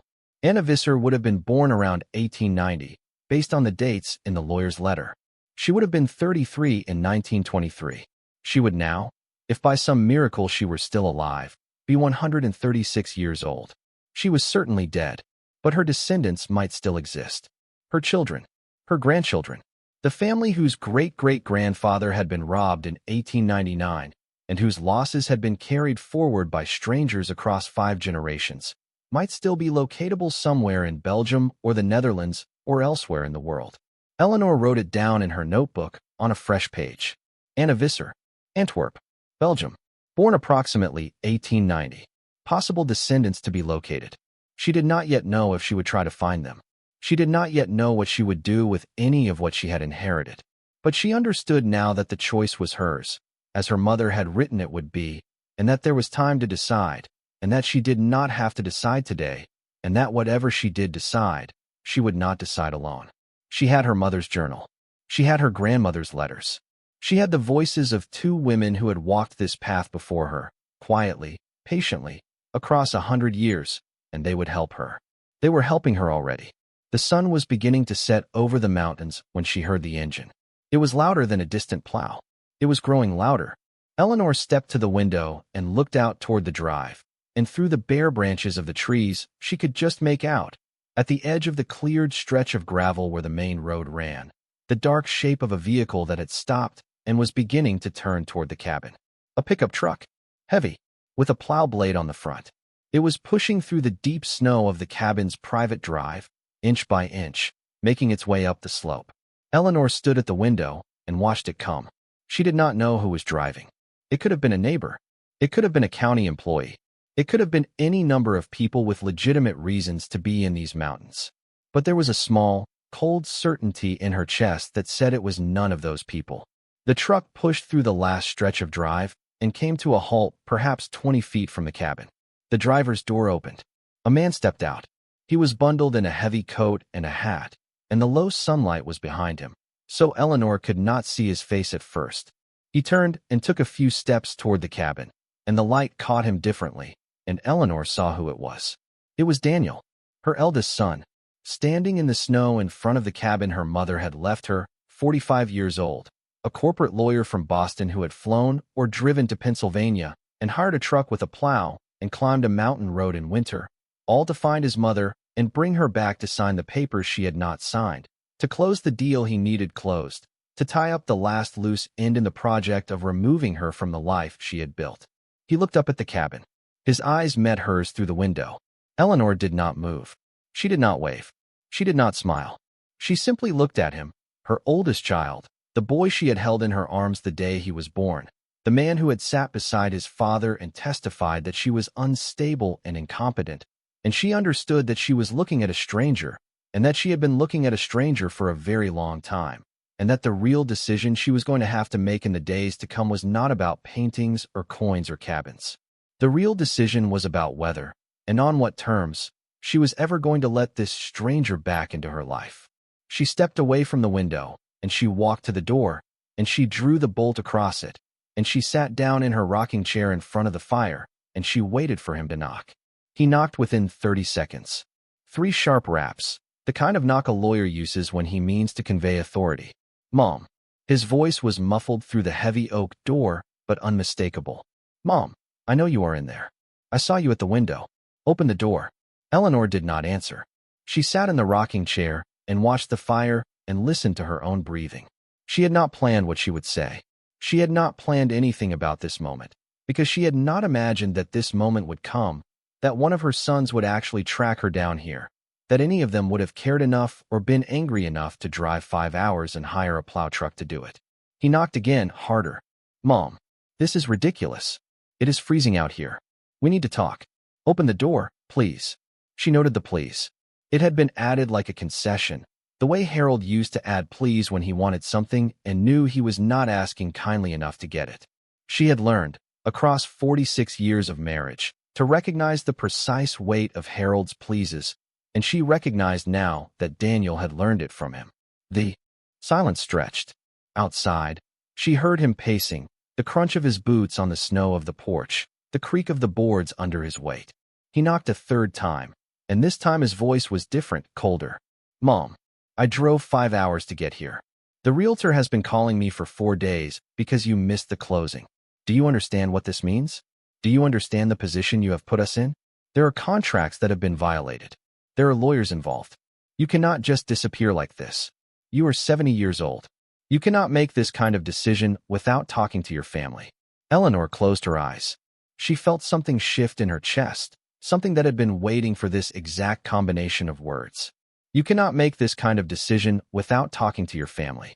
As if her family had talked to her a year ago when they had decided together to tell her she was going crazy. As if her family had talked to her 6 months ago when Harold had moved out of their bedroom and into the guest room and then into a condominium in West Hartford. As if her family had talked to her 3 weeks ago when they had sat in court and listened to their father's lawyer describe their mother as a confused and emotionally unstable woman and had not said a word in her defense. She stood up from the rocking chair. Her legs were steady. Her hands were steady. She walked to the door, and she did not open it. She spoke through the wood. Daniel. Mom. Thank God. Open the door. No. A pause. Mom, what are you talking about? It is below freezing out here. Let me in. I did not ask you to come, Eleanor said. I did not give you this address. You tracked me down. You came here on your own. And now you want me to let you in, and I am telling you no. You can stand on the porch, or you can go back to the truck. I am not opening the door. A longer pause. When Daniel spoke again, his voice had lowered, taken on the careful conciliatory tone she had heard him use on phone calls with difficult clients. Mom, I know you have been going through a lot. This has been hard on all of us. But you cannot just run away. There are things that have to be handled. The house has to close. You have to sign the final papers. There are legal consequences if you do not. What legal consequences? What? What legal consequences? Tell me exactly what will happen if I do not sign. A silence. She had caught him out. He had been bluffing. She had worked for a bookkeeping firm for 6 years before she gave up her career, and she knew enough about contracts to know that her signature had already been provided on the documents that mattered, that the closing could proceed without her physical presence, and that any consequences were Harold's problem, not hers. Mom, tell me, Daniel. You are a lawyer.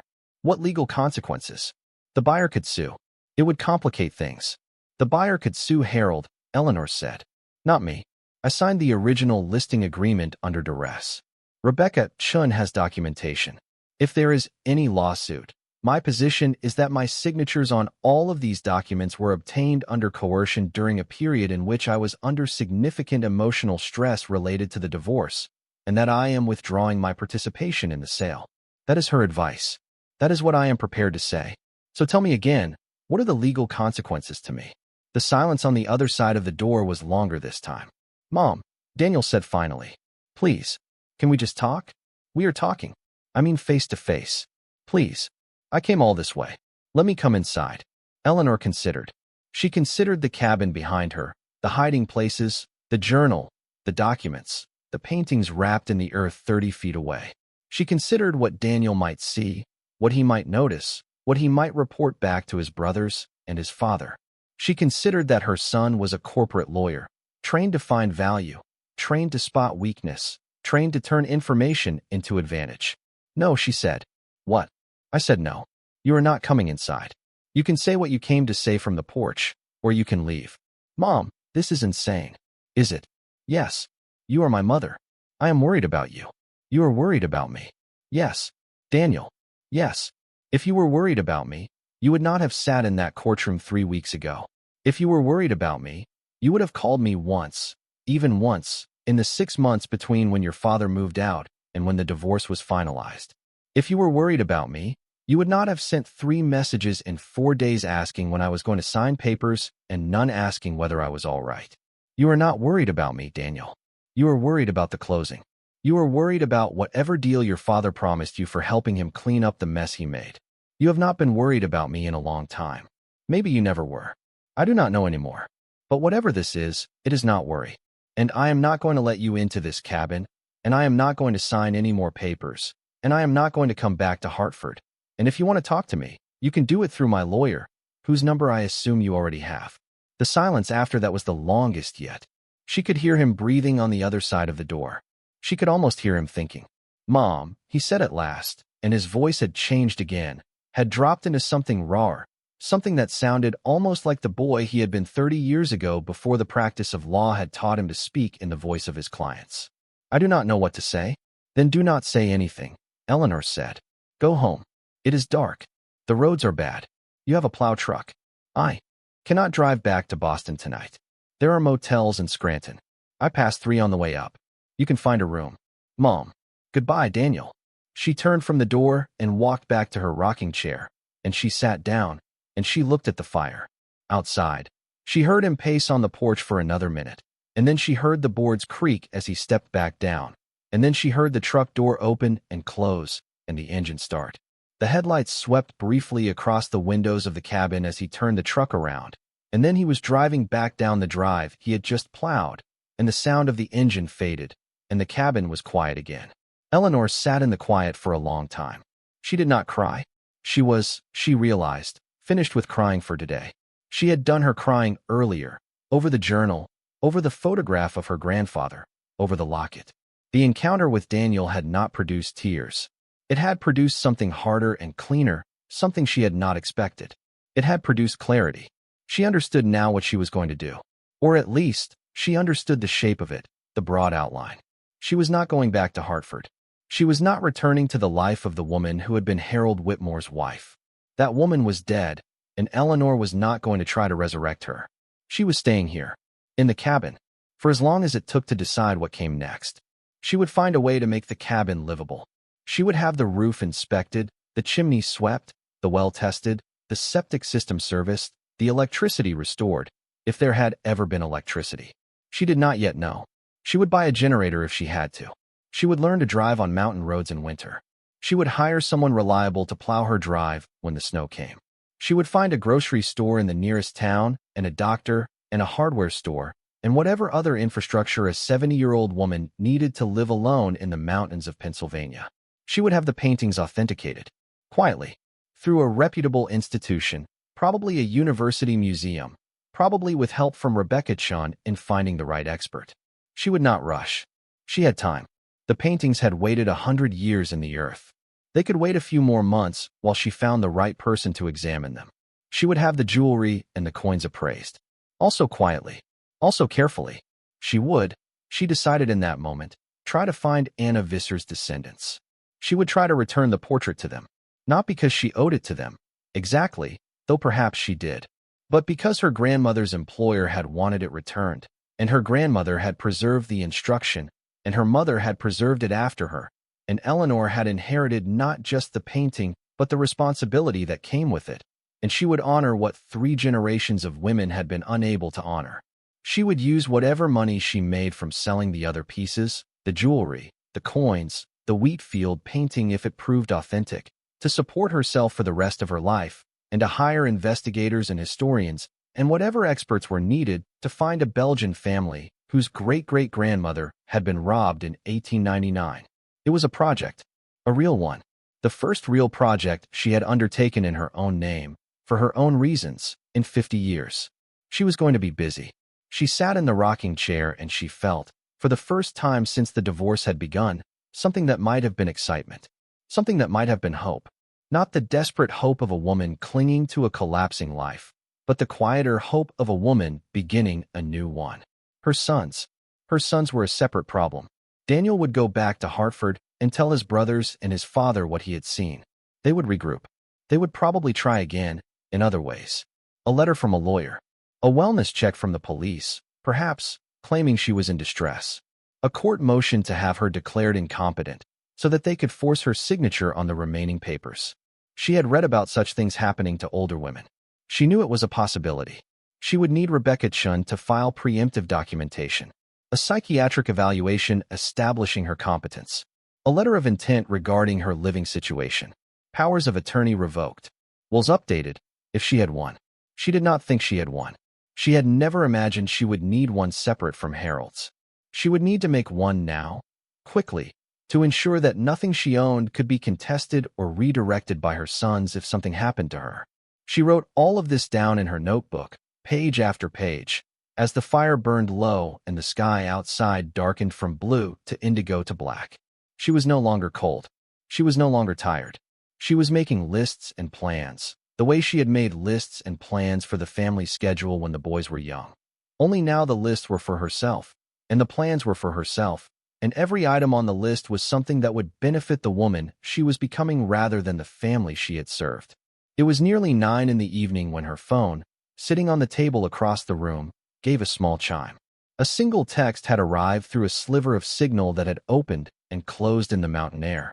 She got up and went to the phone. She expected Daniel. She expected an angry message, an ultimatum, a manipulation. The message was not from Daniel. It was from Rebecca Chun. "Mrs. Whitmore, please call me as soon as you have signal. I heard from your son Daniel's office this afternoon. They are preparing an emergency motion to appoint a conservator for you based on what they are describing as erratic behavior. We need to move quickly. I have the name of a psychiatrist in Scranton who can do an evaluation on short notice. I can drive down tomorrow if needed. Please call me. I am sorry you are dealing with this. They cannot win, but we need to move fast." Eleanor read the message twice. She closed her eyes. She breathed. Then she opened her eyes, and she smiled, a small hard smile, and she spoke aloud in the empty cabin. "All right," she said. "Let us move fast." She put the phone down. She went back to her rocking chair. She sat in front of the fire, and she thought about her mother, and her grandmother, and Alice Beaumont, and all the women who had prepared for exactly this moment across a century of quiet work. She thought about the Vincent painting wrapped in oilcloth under the outbuilding floor. She thought about the portrait of the young woman in the blue dress, whose family had been robbed in 1899 and had never known what became of the painting they had lost. She thought about Anna Visser, who had died without knowing that 2 American women had spent their lifetimes protecting what had been taken from her. She thought about the $4,000 cabin her sons had not bothered to know about, and the $64,000 in a Philadelphia bank account, and the documents that could establish her competence and her intent and her right to dispose of her own property as she saw fit. She thought about Rebecca Chun, a young lawyer who had taken her case pro bono because a legal aid program had matched them up, and who had already begun to act without being asked. She was not alone. She had never been alone. She had only been lied to, by men who benefited from her believing she was alone, and by a culture that had taught her to accept the lie. The fire crackled. The snow outside settled deeper into its long, slow melt. The cabin, her cabin, breathed around her, 74 years old, full of secrets and histories and inheritances yet to be understood. Tomorrow she would drive down the mountain, or ask Rebecca to come up, or make some other plan. Tomorrow she would begin the work of defending herself against the sons who had chosen to side with their father, and she would begin the work of authenticating paintings, and she would begin the work of finding the descendants of a family robbed more than a century ago. Tomorrow the world would become complicated again, in ways she was prepared to face now as she had never been prepared before. But tonight, just for a few more hours, she would sit in the firelight of a place that belonged to her. She would feel the weight of her grandmother's locket against her chest. She would listen to the quiet of the mountain, and she would hold, for as long as she could, the knowledge that she was 70 years old, and she was divorced, and she was snowed in, and she was, for the first time in her entire adult life, completely and absolutely herself. The fire popped. A log shifted and settled. Somewhere outside, an owl called, and another answered from farther away. Eleanor closed her eyes. She slept in the chair that night, and for the first time in months, she did not dream of the house on Birchwood Lane. She dreamed of her mother, young, laughing on the porch of the cabin with a fishing rod in her hand. She dreamed of her grandmother, 30 years old, standing in the clearing with her hands on her hips, laughing at something the photographer had said. She dreamed of women she had never met, women whose names she did not yet know, women whose hands had shaped the inheritance she was now holding. And in the dream they all turned toward her and nodded, once, and smiled. When she woke, the fire was out, and the first gray light of morning was coming through the eastern windows, and her phone was showing 3 bars of signal. She picked it up, and she called Rebecca Chun. Rebecca Chun answered on the second ring. Her voice was tight with the particular alertness of a lawyer who had been awake for most of the night. "Mrs. Whitmore. Thank God. Where are you?" "I am at the cabin," Eleanor said. "I have signal for the first time in 4 days. Tell me what is happening." Rebecca began to explain, quickly and clearly, the way she always explained things. Daniel's law firm had filed an emergency motion in Connecticut Superior Court the previous afternoon, seeking the temporary appointment of a conservator for Eleanor on the grounds that she had disappeared, had abandoned a real estate closing that was causing financial harm to the marital estate, had been displaying signs of emotional instability for months, and was now, according to Daniel's sworn affidavit filed just before dawn, living in isolation in an unsafe and unsanitary mountain cabin, without adequate food, heat, or medical care. That is a lie, Eleanor said quietly. I know it is a lie, Rebecca said. That is why we are going to destroy it. I have already contacted a geriatric psychiatrist in Scranton, Dr. Yolanda Ramirez, who specializes in exactly these kinds of cases. She has had her own cases of adult children trying to commandeer their parents' assets through conservatorship, and she takes them seriously. She can come to the cabin today if you are willing. She will do a full evaluation. If she finds you competent, which I am confident she will, her report will be in front of the judge by Monday morning. I have also retained a photographer and a videographer to document the condition of the cabin, your living situation, your physical and mental state. We are going to turn their weapon against them. Eleanor sat at the kitchen table. She looked around the cabin. She saw it through new eyes now, the way the judge might see it. A 70-year-old woman alone. A wood stove. An outhouse. No electricity that she had confirmed yet. No running water except what came cold from the tap. A vehicle buried in snow. Phone signal, so week it had taken 4 days to get a message out. On paper, it was going to look exactly the way Daniel's affidavit described it. Unless she changed the paper. How fast can Dr. Ramirez get here? She asked. She is already on her way, Rebecca said. I took the liberty of dispatching her as soon as I heard from Daniel's firm. She should arrive in about 3 hours, assuming the roads are plowed. The photographer and videographer will be with her. I am driving down myself. I will be there by early afternoon. You took the liberty, Eleanor repeated. Yes. I apologize if I overstepped.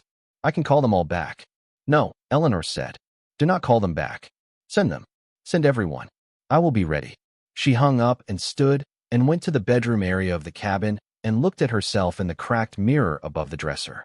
She saw a woman who had not showered in 4 days, whose hair was a mess, who was wearing the same clothes she had slept in. A woman who did, in fact, look exactly like the kind of woman a son might use in a sworn affidavit to argue for conservatorship. She had work to do. She boiled a pot of water on the wood stove and carried it to the kitchen sink and washed herself with a cloth, piece by piece, more thoroughly than she had in days. She changed into the only clean outfit she had remaining, a navy blue sweater and gray slacks that she had packed thinking they might be useful for a meeting with a lawyer. She brushed her hair and pinned it back. She put on her mother's wedding ring on the gold chain and her grandmother's locket, layered over her sweater so they would be visible. She made the bed. She washed the dishes that had accumulated over 4 days. She swept the floor. She straightened the rocking chairs. She stacked the journals and the notebook and the folio of documents neatly on the kitchen table, in plain view, because the work she had been doing was itself evidence of her competence, and she wanted it visible. She walked around the cabin and saw it as it was. Not unsafe, not unsanitary. Old, yes. Rustic, yes. But warm, dry, orderly, and occupied by a woman who had been thinking clearly enough to produce pages of careful notes in a small spiral notebook. She did one more thing. She went out to the east outbuilding, and she unlocked it, and she went inside, and she removed the boards from the floor, and she lifted the 2 paintings and the jewelry box and the sack of coins out of the earth, and she carried them back to the cabin, one at a time, and she set them on the kitchen table in plain view. Not to display them, not to use them, to have them there, in her possession, where an expert could see them if she chose to show them, where Rebecca Chun could understand the full scope of what was at stake. If Daniel was going to claim she was incompetent, she was going to respond by demonstrating that she had already made several competent decisions that her sons were not aware of, about property they had no knowledge of, worth amounts they could not imagine. She was going to let the facts destroy them. Dr. Ramirez arrived shortly before noon, in a white Subaru with chains on the tires. She was a small woman in her early 60s, with short gray hair and sharp dark eyes behind round glasses, and she carried a leather briefcase and a warmth that was immediately settling. Behind her came a photographer in a knitted cap and a young woman with a video camera and a tripod. Mrs. Whitmore, Dr. Ramirez said, extending her hand at the door. I am Yolanda Ramirez. Your attorney tells me we may have only a few days to put together a very persuasive record. I am at your disposal for as long as you need me today. Eleanor let her in. The photographer and videographer set up quietly. They asked permission before each photograph, each stretch of filming. They captured the cabin as it was, the fire in the hearth, the stacks of journals and letters on the table, the neatly made bed, the organized kitchen, the view through the windows, and Eleanor, dressed and composed, sitting across from Dr. Ramirez in the two rocking chairs, answering questions. The evaluation took 4 hours. Dr. Ramirez was methodical. She asked about Eleanor's orientation to time and place, her recent memories, her long-term memories, her understanding of her financial situation, her understanding of her legal situation, her emotional state, her reasoning processes, her insight into the motivations of the people around her. She asked about Harold. She asked about the divorce. She asked about the sons. She asked about the cabin and how Eleanor had come to be here and what she planned to do next. Eleanor answered every question. She answered them at length, with specificity. She walked Dr. Ramirez through her mother's journal, page by page, showing the careful planning that had gone into the trust, the dates, the instructions. She showed the Philadelphia bank account statement. She showed the letter from Alice Beaumont, and she explained the provenance of the items on the table. She did not hide anything. She did not dramatize anything. She spoke as a bookkeeper speaks, which was what she had been trained to be, in precise numbers and careful sequences. Dr. Ramirez listened and took notes and asked follow-up questions. And after 4 hours, she closed her notebook and looked across the rocking chair at Eleanor and smiled a small private smile. Mrs. Whitmore, she said, in 34 years of practice, I have evaluated perhaps 800 older patients for questions of competence. You are one of the most cognitively intact 70-year-olds I have ever assessed. There is no credible argument for conservatorship here. My report will make that clear.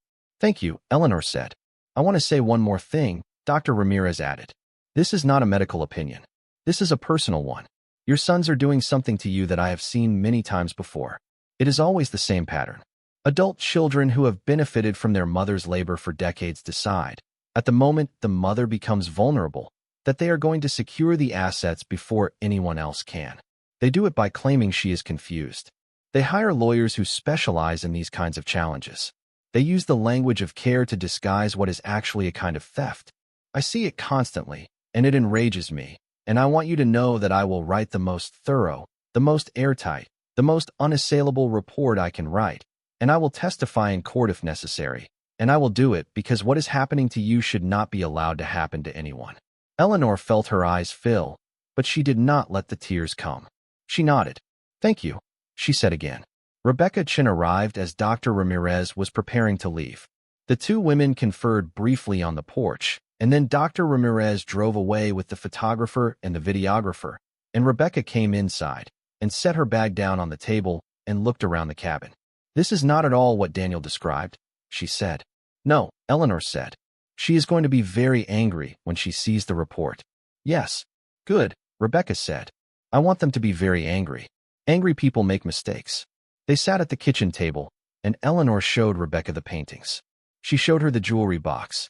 She showed her the coins.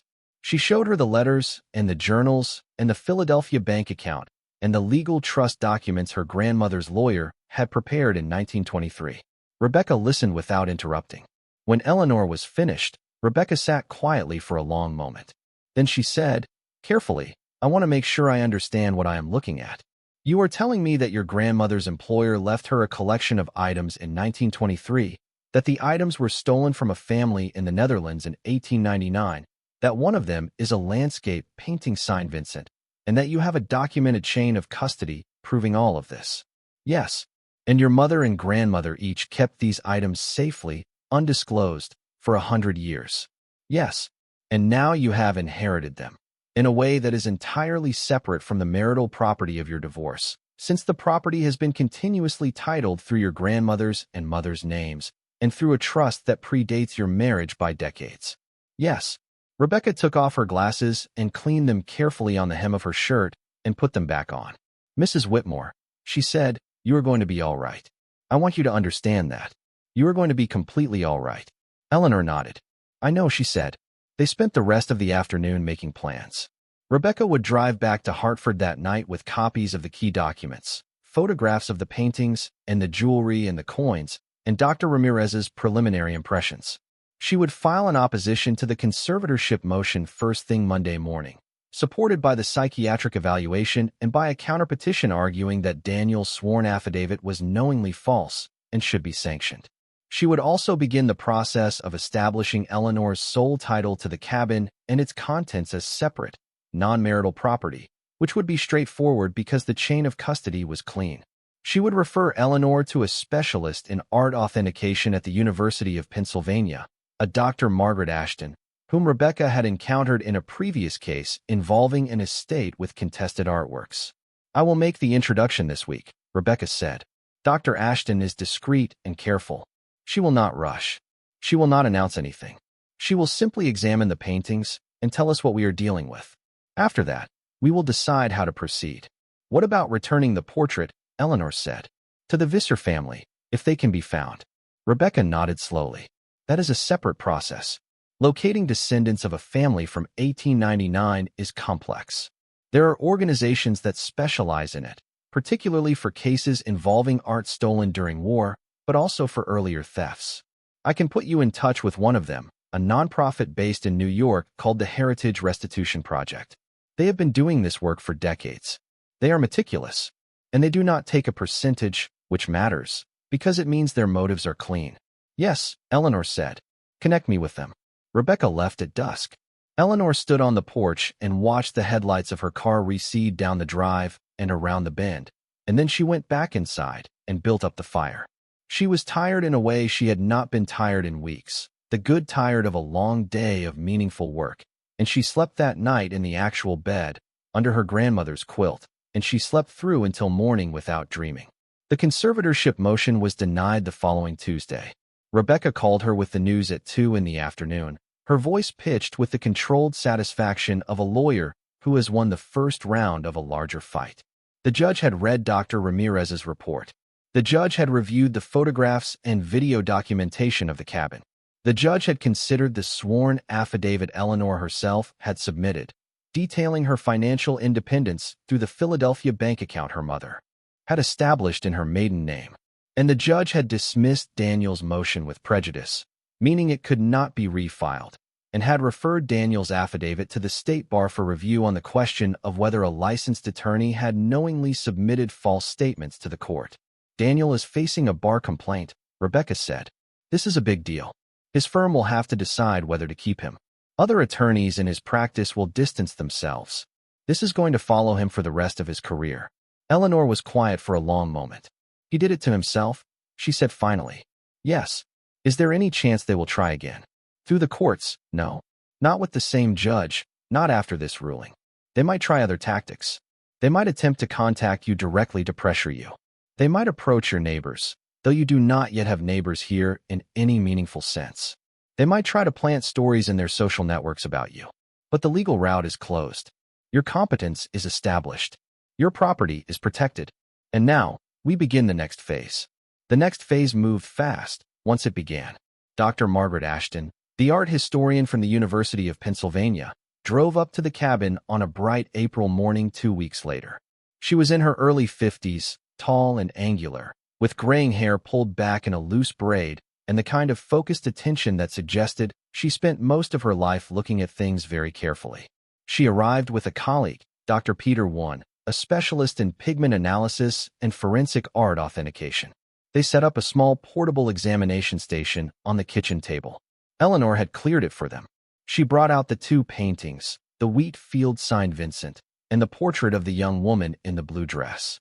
She watched from across the room as Dr. Ashton and Dr. Wen bent over the canvases with magnifying lenses and ultraviolet lights and small instruments Eleanor did not recognize. They worked in near silence for more than an hour. Dr. Ashton spoke quietly to Dr. Wen at intervals, and Dr. Wen responded in brief technical phrases. Eleanor could not follow the conversation, but she did not need to. She watched Dr. Ashton's face, and she could see when the expression changed. The moment came about 40 minutes in, when Dr. Ashton stepped back from the wheat field painting, removed her glasses, wiped her eyes, and put her glasses back on. "Mrs. Whitmore," Dr. Ashton said, her voice carefully controlled.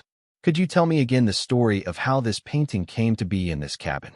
Eleanor told her, slowly, starting with Alice Beaumont, then Margaret Hennessy, then Clara, then the journals and the letters and the documents. Dr. Ashton listened without interrupting, and when Eleanor had finished, Dr. Ashton nodded once, very slowly. "I am going to need to do more work," she said. "I am going to need to run pigment analysis. I am going to need to compare the brushwork and the composition against the documented catalog. I am going to need to examine the provenance documents you have shown me in much greater detail. I am going to need to consult with colleagues in Amsterdam. None of that will be quick." "Yes," Eleanor said. "But I can tell you this," Dr. Ashton said. "Based on what I have seen so far, my preliminary impression is that this painting is consistent with the work of Vincent van Gogh, likely from his Alles period, approximately 1888 to 1889. The style, the brushwork, the pigments I can see without chemical analysis, the canvas weave, the signature itself, all of these are consistent with known Van Gogh works. I have not yet been able to rule out an extremely skilled forgery. I will need time for that. But I want you to understand what we are potentially looking at." Eleanor sat down in one of the rocking chairs. She had expected to hear this, had been preparing herself for it across the past 2 weeks, but hearing it said aloud, by an expert from the University of Pennsylvania, was different from suspecting it. "What is it potentially worth?" she asked. Dr. Ashton exchanged a glance with Dr. One. "If authenticated," she said, "if the provenance can be established, if the chain of custody holds, and if no prior ownership claims arise, which is an enormous if given the circumstances of the original theft, a Van Gogh from the Alles period could be worth anywhere from $40 to $120 million at auction." The number hung in the air. Eleanor did not react. She looked at the fire. She looked at the kitchen table. She looked at the small notebook where she had been making her plans. "And the portrait," she said. "The portrait," Dr. Ashton said, "is also interesting. The mark on the back, the V in a circle above a crest, is a mark I have seen before. It is not a painter's signature. It is a provenance mark, a kind of historical stamp used by one of the great Dutch collecting families of the late 19th century. The family name was Visser. The mark indicates that the painting was part of their collection." Eleanor felt her breath stop. "The painting itself," Dr. Ashton continued, "appears to be a work from the 17th century, Dutch Golden Age. The style is reminiscent of Jan Vermeer, though I must caution you that attributing works to Vermeer is one of the most contested activities in art history, and many paintings once attributed to him have since been reassigned to his contemporaries. What I can tell you is that this is a significant 17th century Dutch painting of considerable quality, with a documented connection to the Visser collection. Its value, if authenticated as a Vermeer, would be in the tens of millions of dollars. Its value if attributed to a Vermeer contemporary, still several million. Its value regardless of attribution is considerable, but its value is not the most important thing about it." "No," Eleanor said. "It is not." Dr. Ashton smiled for the first time. She reached across the table and laid her hand lightly over Eleanor's. "Mrs. Whitmore," she said, "in 30 years of this work, I have almost never encountered a chain of custody as cleanly documented as what your grandmother and your mother created. They did something extraordinary. They protected these paintings for 100 years with the specific intention that the wrongs done to the original family might someday be made right. What you are about to do, whatever you decide to do, will be one of the most significant acts of cultural restitution I have witnessed in my career." Eleanor looked down at the small hand covering her own. She thought about her mother, who had written in the journal that she could not decide what to do. She thought about her grandmother, who had also not been able to decide. She thought about Alice Beaumont, who had given the painting into her housekeeper's keeping with an instruction she had not been able to fulfill herself. 3 women, over 4 generations, had passed the responsibility forward, and Eleanor was the one who was going to carry it. "I am going to return the portrait," she said, "to the Visser descendants, if they can be found. That is what Alice Beaumont wanted. That is what my grandmother and my mother wanted. That is what I want." Dr. Ashton nodded. "Good," she said. "And the Van Gogh?" "The Van Gogh," Eleanor said, and paused. She had not yet decided. She had known she would have to decide. She had thought about it across the long snowy days, across the sleepless nights after Daniel's visit, across the weeks since Dr. Ramirez's evaluation. And now, faced with the need to say something aloud to a professional, she found that she had decided after all. Alice Beaumont said the painting was mine, Eleanor said. She did not ask that it be returned. But she also said that the items were obtained improperly. I want to know if the original family the Van Gogh was taken from can be identified. If it can, I want to offer them first refusal. Not necessarily the painting itself. I need to keep some of this. I am 70 years old, and I have almost no savings of my own, and I need to live. But I want to offer them a meaningful share of whatever value the painting produces. That feels right to me. That is a reasonable approach, Dr. Ashton said. We will work on it together. The Heritage Restitution Project took on both cases. Their lead investigator, a Dutch-born genealogist named Eva Klein, was a woman in her 40s who had spent 15 years tracing the descendants of families whose property had been stolen across the long 20th century. She was meticulous, patient, and unsentimental, and she insisted that every claim be documented at the highest level of rigor before any contact was made with a potential family. The Visser descendants took 4 months to locate. Anna Visser, born 1890, had married a man named Henrik de Vries in Antwerp in 1914. They had 3 children. 2 had died in the Second World War, one as a soldier, one as a civilian during the bombing of Rotterdam. The 3rd child, a daughter named Margaret, had survived, had married, had raised 4 children of her own. Margaret had died in 1998. Her children, 3 of whom were still living, were in their 70s now, scattered across the Netherlands and Belgium. Eva Klein located them one by one, and on a gray day in August, 5 months after Eleanor had first opened the outbuilding floor, Eva called Eleanor from a small village outside Utrecht. I am sitting with Anna Visser's granddaughter, Eva said. Her name is Johanna de Vries. She is 74 years old. I have just told her the story. She would very much like to speak with you. Are you available? Eleanor was available. The call lasted nearly 2 hours. Johanna de Vries spoke English with a careful, precise accent.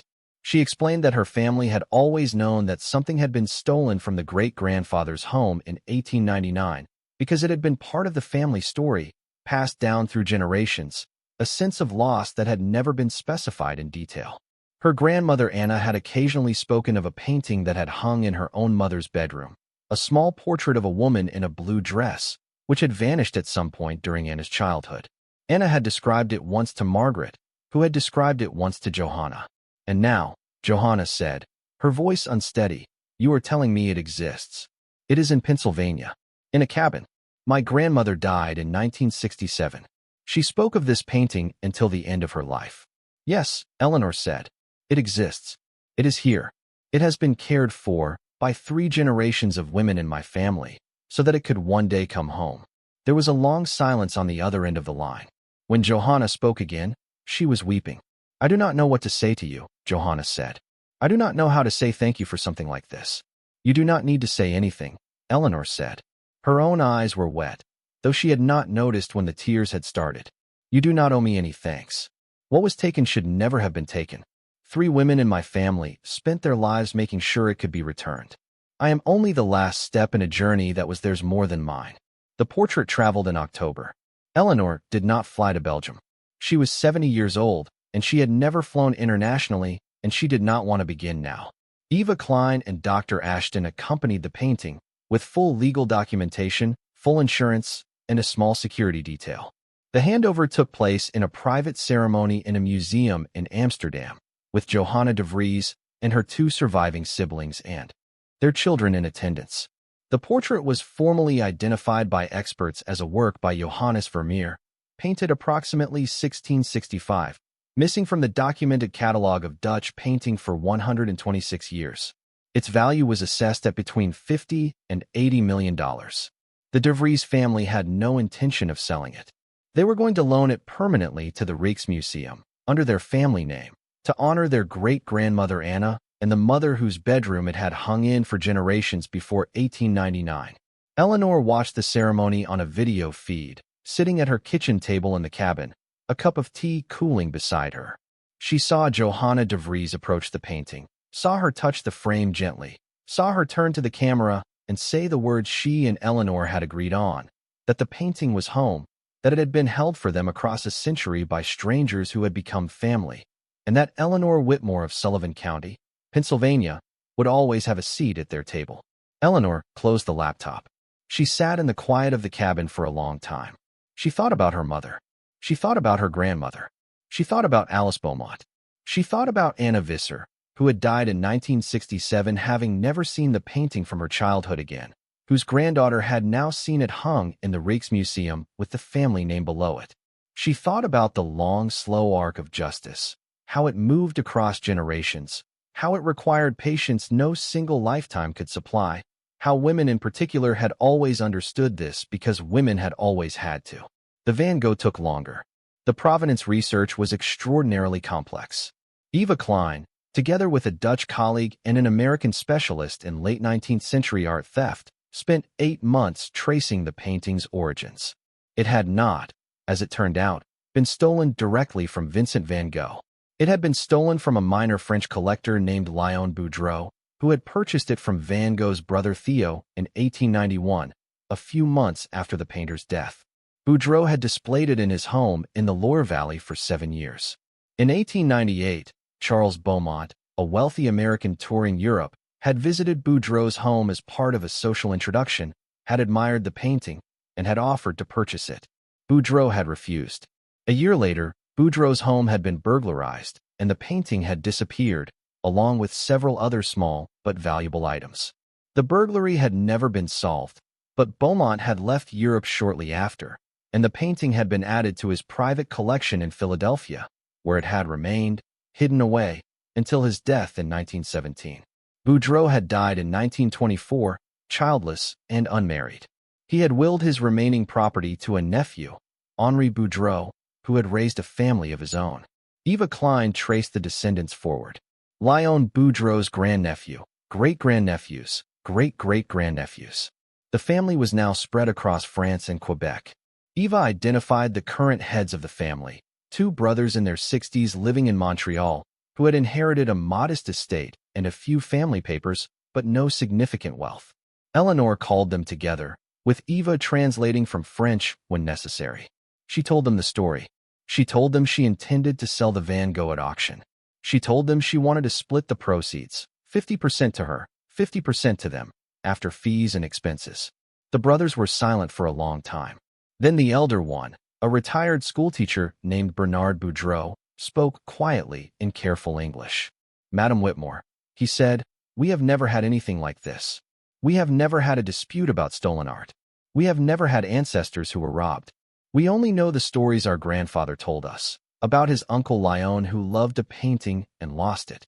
For our family, 50% of anything would be more than we have ever received. We accept, and we thank you, not for the money, for the respect." The respect was the point. Eleanor understood this.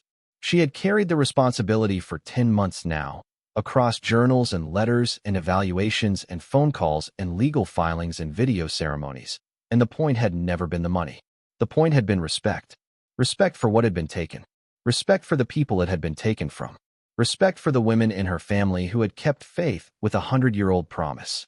Respect for herself, finally, as a woman capable of making decisions on her own terms. The Van Gogh sold at auction in New York the following spring. The hammer price was $68 million. After fees and commissions, and the various costs of authentication and documentation and insurance, Eleanor's share was approximately $29 million. The Boudreau brothers received the same. Eleanor sat in the cabin and looked at the number on the bank statement Rebecca Chun had sent her, and she felt a strange calm. $29 million. It was a number that did not quite belong to any part of her old life. It was an entirely new fact, one that would take some time to fit into her understanding of who she was. She made decisions slowly, over the course of months, without rushing. She purchased the 2 acres of forested land adjacent to her cabin, expanding her property to protect the views and the quiet. She hired a contractor recommended by Dr. Ramirez to restore the cabin properly, preserving its original character but adding modern heating, better plumbing, a solar panel system, a proper septic, and a small addition on the back containing a second bedroom and a study. She kept the old stone fireplace. 13 months. She had a fortune in the bank, a foundation she was building, a small growing group of friends who visited her in the mountains, a relationship with a Belgian family who had invited her to visit them in Antwerp whenever she was ready. She had 2 sons who had shown themselves to be strangers, and 1 son who was asking, tentatively, if he might someday not be a stranger. She had a husband she had not spoken to in almost 2 years and would probably never speak to again. She had a cabin that her grandmother had built and her mother had preserved. She had, finally, a life. She walked back to the porch and up the steps and inside. She built up the fire. She put the kettle on. She sat at the kitchen table and opened her mother's journal, the one she now kept always near her, and she turned to a random page and read the entry her mother had written on an April afternoon in 1983. I came up to the cabin this week, her mother had written. Eleanor is 30 now, married 9 years. Daniel just starting kindergarten. She is so tired. I can see it in her face the last few times I have seen her. Harold is not kind to her in the ways that matter. He does not hit her. He does not cheat, so far as I know. But he makes her small. I watch it happen across holidays and I cannot say anything, because she loves him, or believes she does, or cannot afford to know she does not. I sat here at this table today and I wept for my daughter. Not because I think her life is tragic. Her life is not tragic. She has children she loves, and a home she cares for, and work she finds satisfaction in. But I wept because I can see, very clearly, that she is living someone else's life. She is living Harold's life. She is living the life he wants her to live, and she does not yet know that she has been trained not to notice. I cannot save her from this. I have tried to gently warn her across the years, and she has not heard me. She does not want to hear, and perhaps she will never need to hear. Perhaps Harold will grow kinder as he ages. Perhaps he will become the man she believes he is. I hope so. I hope so with every part of my heart. But if he does not, if someday my daughter finds herself at 70 or so, stripped down to nothing, beginning again, I am going to leave her this cabin and the things hidden in it, and I am going to write her enough letters that she knows she was never alone, even in the years when she believed she was. I am going to make sure she has a place to go and enough to start over. And I am going to trust that the women in our family have always known how to begin again, because we have always had to, and that Eleanor will figure it out, just as I did, just as my mother did, just as all the women before us did. Thank you for this place, Mama. Thank you for teaching me how to prepare for my daughter the way you prepared for me. I hope she never needs it, but if she does, it will be here. Eleanor closed the journal. She sat at the table as the kettle began to sing. She thought, for a moment, of all the women she would never meet who would someday be helped by the foundation she was building. Women in their 60s and 70s, discarded by husbands, betrayed by children, left with nothing. Women who would walk into a legal aid office somewhere in the country and be connected with a lawyer whose fees had been paid by a small grant from the Clara Margaret Foundation. Women who would not know Eleanor's name. Women who would not need to. She got up and made her tea and carried it back to the rocking chair in front of the fire. She sat down, and she pulled her grandmother's locket out from under her sweater, and she held it in her hand. She had been rescued, she thought. Not by her sons. Not by the justice system. Not by any man. She had been rescued by her mother and her grandmother and a widow named Alice Beaumont, across 100 years of quiet preparation. She had been rescued by the patient work of women who had understood, in their own different lifetimes, that the world did not always protect them, and that they would have to protect each other. And she had rescued herself. That part was also true. She had driven up the mountain on the day after her 70th birthday. She had opened the door with the brass key. She had read the journals. She had lifted the floorboards. She had refused to sign what her sons wanted her to sign. She had said no through a locked door to a son who had meant her harm. She had made the decisions that brought her to this afternoon, this chair, this fire, this life. Outside, the wind chimes sang. The leaves were turning. The afternoon was fading into evening. She set her tea down on the small table beside her. She closed her eyes. She breathed in. She breathed out. For the first time in her life, she understood what it meant to be home. She was still sitting there when the sun set. The fire burned low and was replenished. She got up once to add wood to it, and once to bring herself a blanket. Her grandmother's quilt, the one that had been folded at the foot of the bed on the day she arrived. She wrapped herself in the quilt and sat back down in the rocking chair. Somewhere, she thought, a woman was getting divorced tomorrow at 70. Somewhere, A daughter was not reading her mother's warnings. Somewhere, a grandmother was beginning, quietly, to put away something small for the daughter she loved, against a future neither of them could see. The work of protecting each other was not over, would never be over, went on and on across generations like the water in a stream, patient and persistent and carrying everything forward. Eleanor Margaret Hennessy, whose married name had been Whitmore, but who was slowly remembering what it meant to use her, kept the wooden beams with her grandmother's initials. She kept the wardrobe with the false bottom, though she moved its contents to a professionally secured storage facility. She had a paved driveway installed, reinforced for winter conditions, and she purchased a small all-wheel drive vehicle suited to mountain roads. She bought a proper snow plow service contract. She had a landline telephone and high-speed internet installed. She kept the jewelry and the coins for herself, for now. She had both appraised. The jewelry, identified by experts as a matched set of late 17th century pieces with a documented connection to a Dutch merchant family, was worth approximately $2 million. The coins, assessed as a collection spanning 3 centuries of European gold coinage, were worth approximately $400,000. Eleanor would eventually arrange for the jewelry to be returned to the Visser family as well, through the Heritage Restitution Project, because the documents had made clear it had belonged originally to Anna Visser's mother. But that would come later. There was time. The coins she would keep, for living expenses, for whatever came next. She set aside $5 million for a foundation, which she named the Clara Margaret Foundation, after her mother and her grandmother. Its mission was to fund legal aid services for older women undergoing financially predatory divorces, and to support research into stolen cultural property, and to provide small grants to women who had found themselves starting over late in life. Rebecca Chin agreed to serve on the board. Dr. Ramirez agreed to serve on the board. Eva Klein agreed to serve on the board. Eleanor herself would chair it, remotely, from the cabin. Her sons did not contact her for a long time. The bar complaint against Daniel had resulted in a formal censure and a 6-month suspension from practice. His firm had let him go. He had eventually found a new position at a smaller firm, but the incident had followed him. Michael, observing the damage done to his brother, had kept his distance. Thomas, whose position in his father's contracting company depended on Harold's goodwill, had sided firmly with his father and refused to communicate with his mother at all. Harold himself had attempted to reach out, once, through a lawyer, 9 months after the divorce, after word had begun to circulate in certain Hartford social circles about an unusual art story involving an older woman in Pennsylvania. The lawyer's letter had hinted at possible claims against the proceeds of the Van Gogh sale. Rebecca Chun had responded within 48 hours with documentation establishing the separate, non-marital nature of the inheritance, and with a strongly worded warning that any further attempts to make claims would result in litigation the Whitmore family could not afford. The matter had been dropped. It was Michael who finally called. He reached out through email first, a careful message asking if they could speak. Eleanor had not responded for a week. When she finally wrote back, she said simply, "You may call me on Thursday at 2 in the afternoon." The call was brief.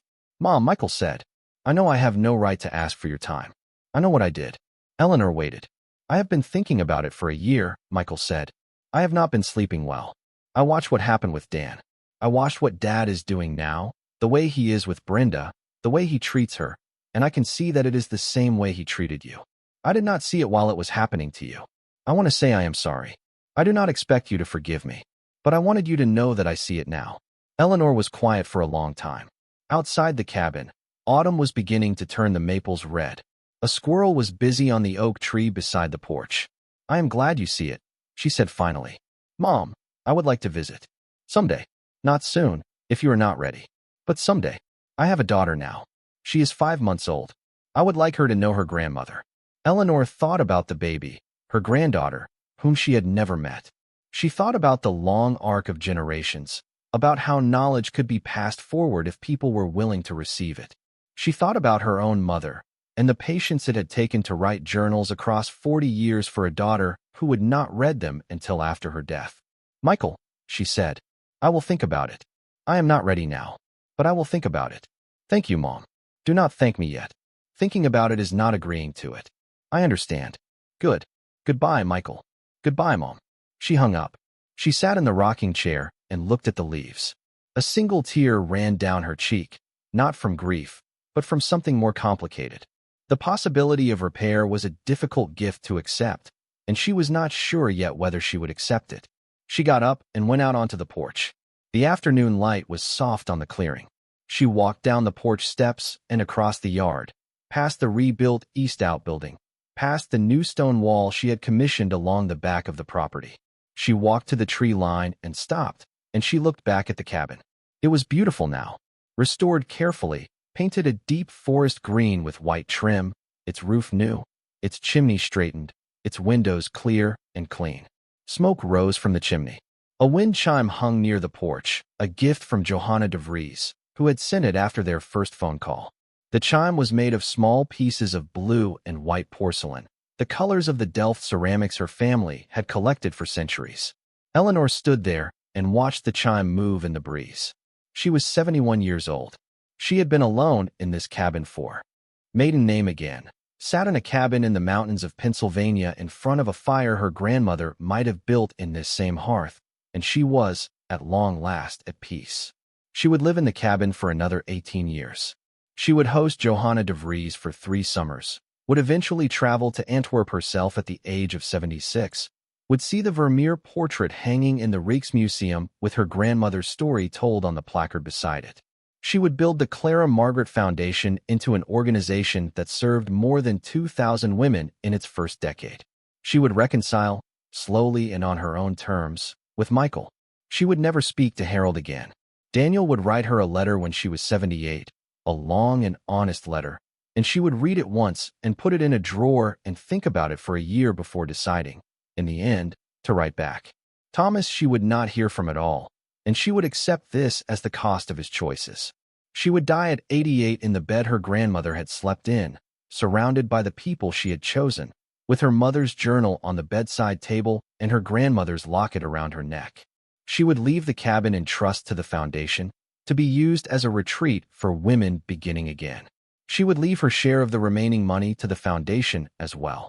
She would leave her own journals, 13 volumes, spanning the 18 years of her life in the cabin, to be read by whoever came after, so that another woman, someday, might know she was not alone.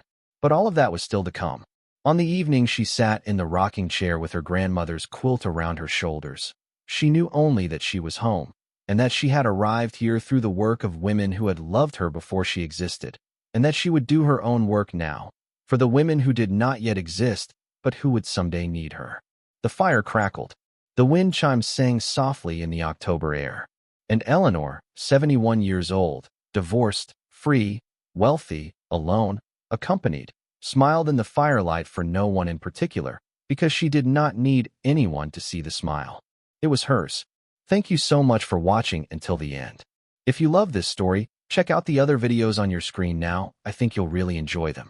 And don't forget to subscribe if you haven't already. See you in the next story.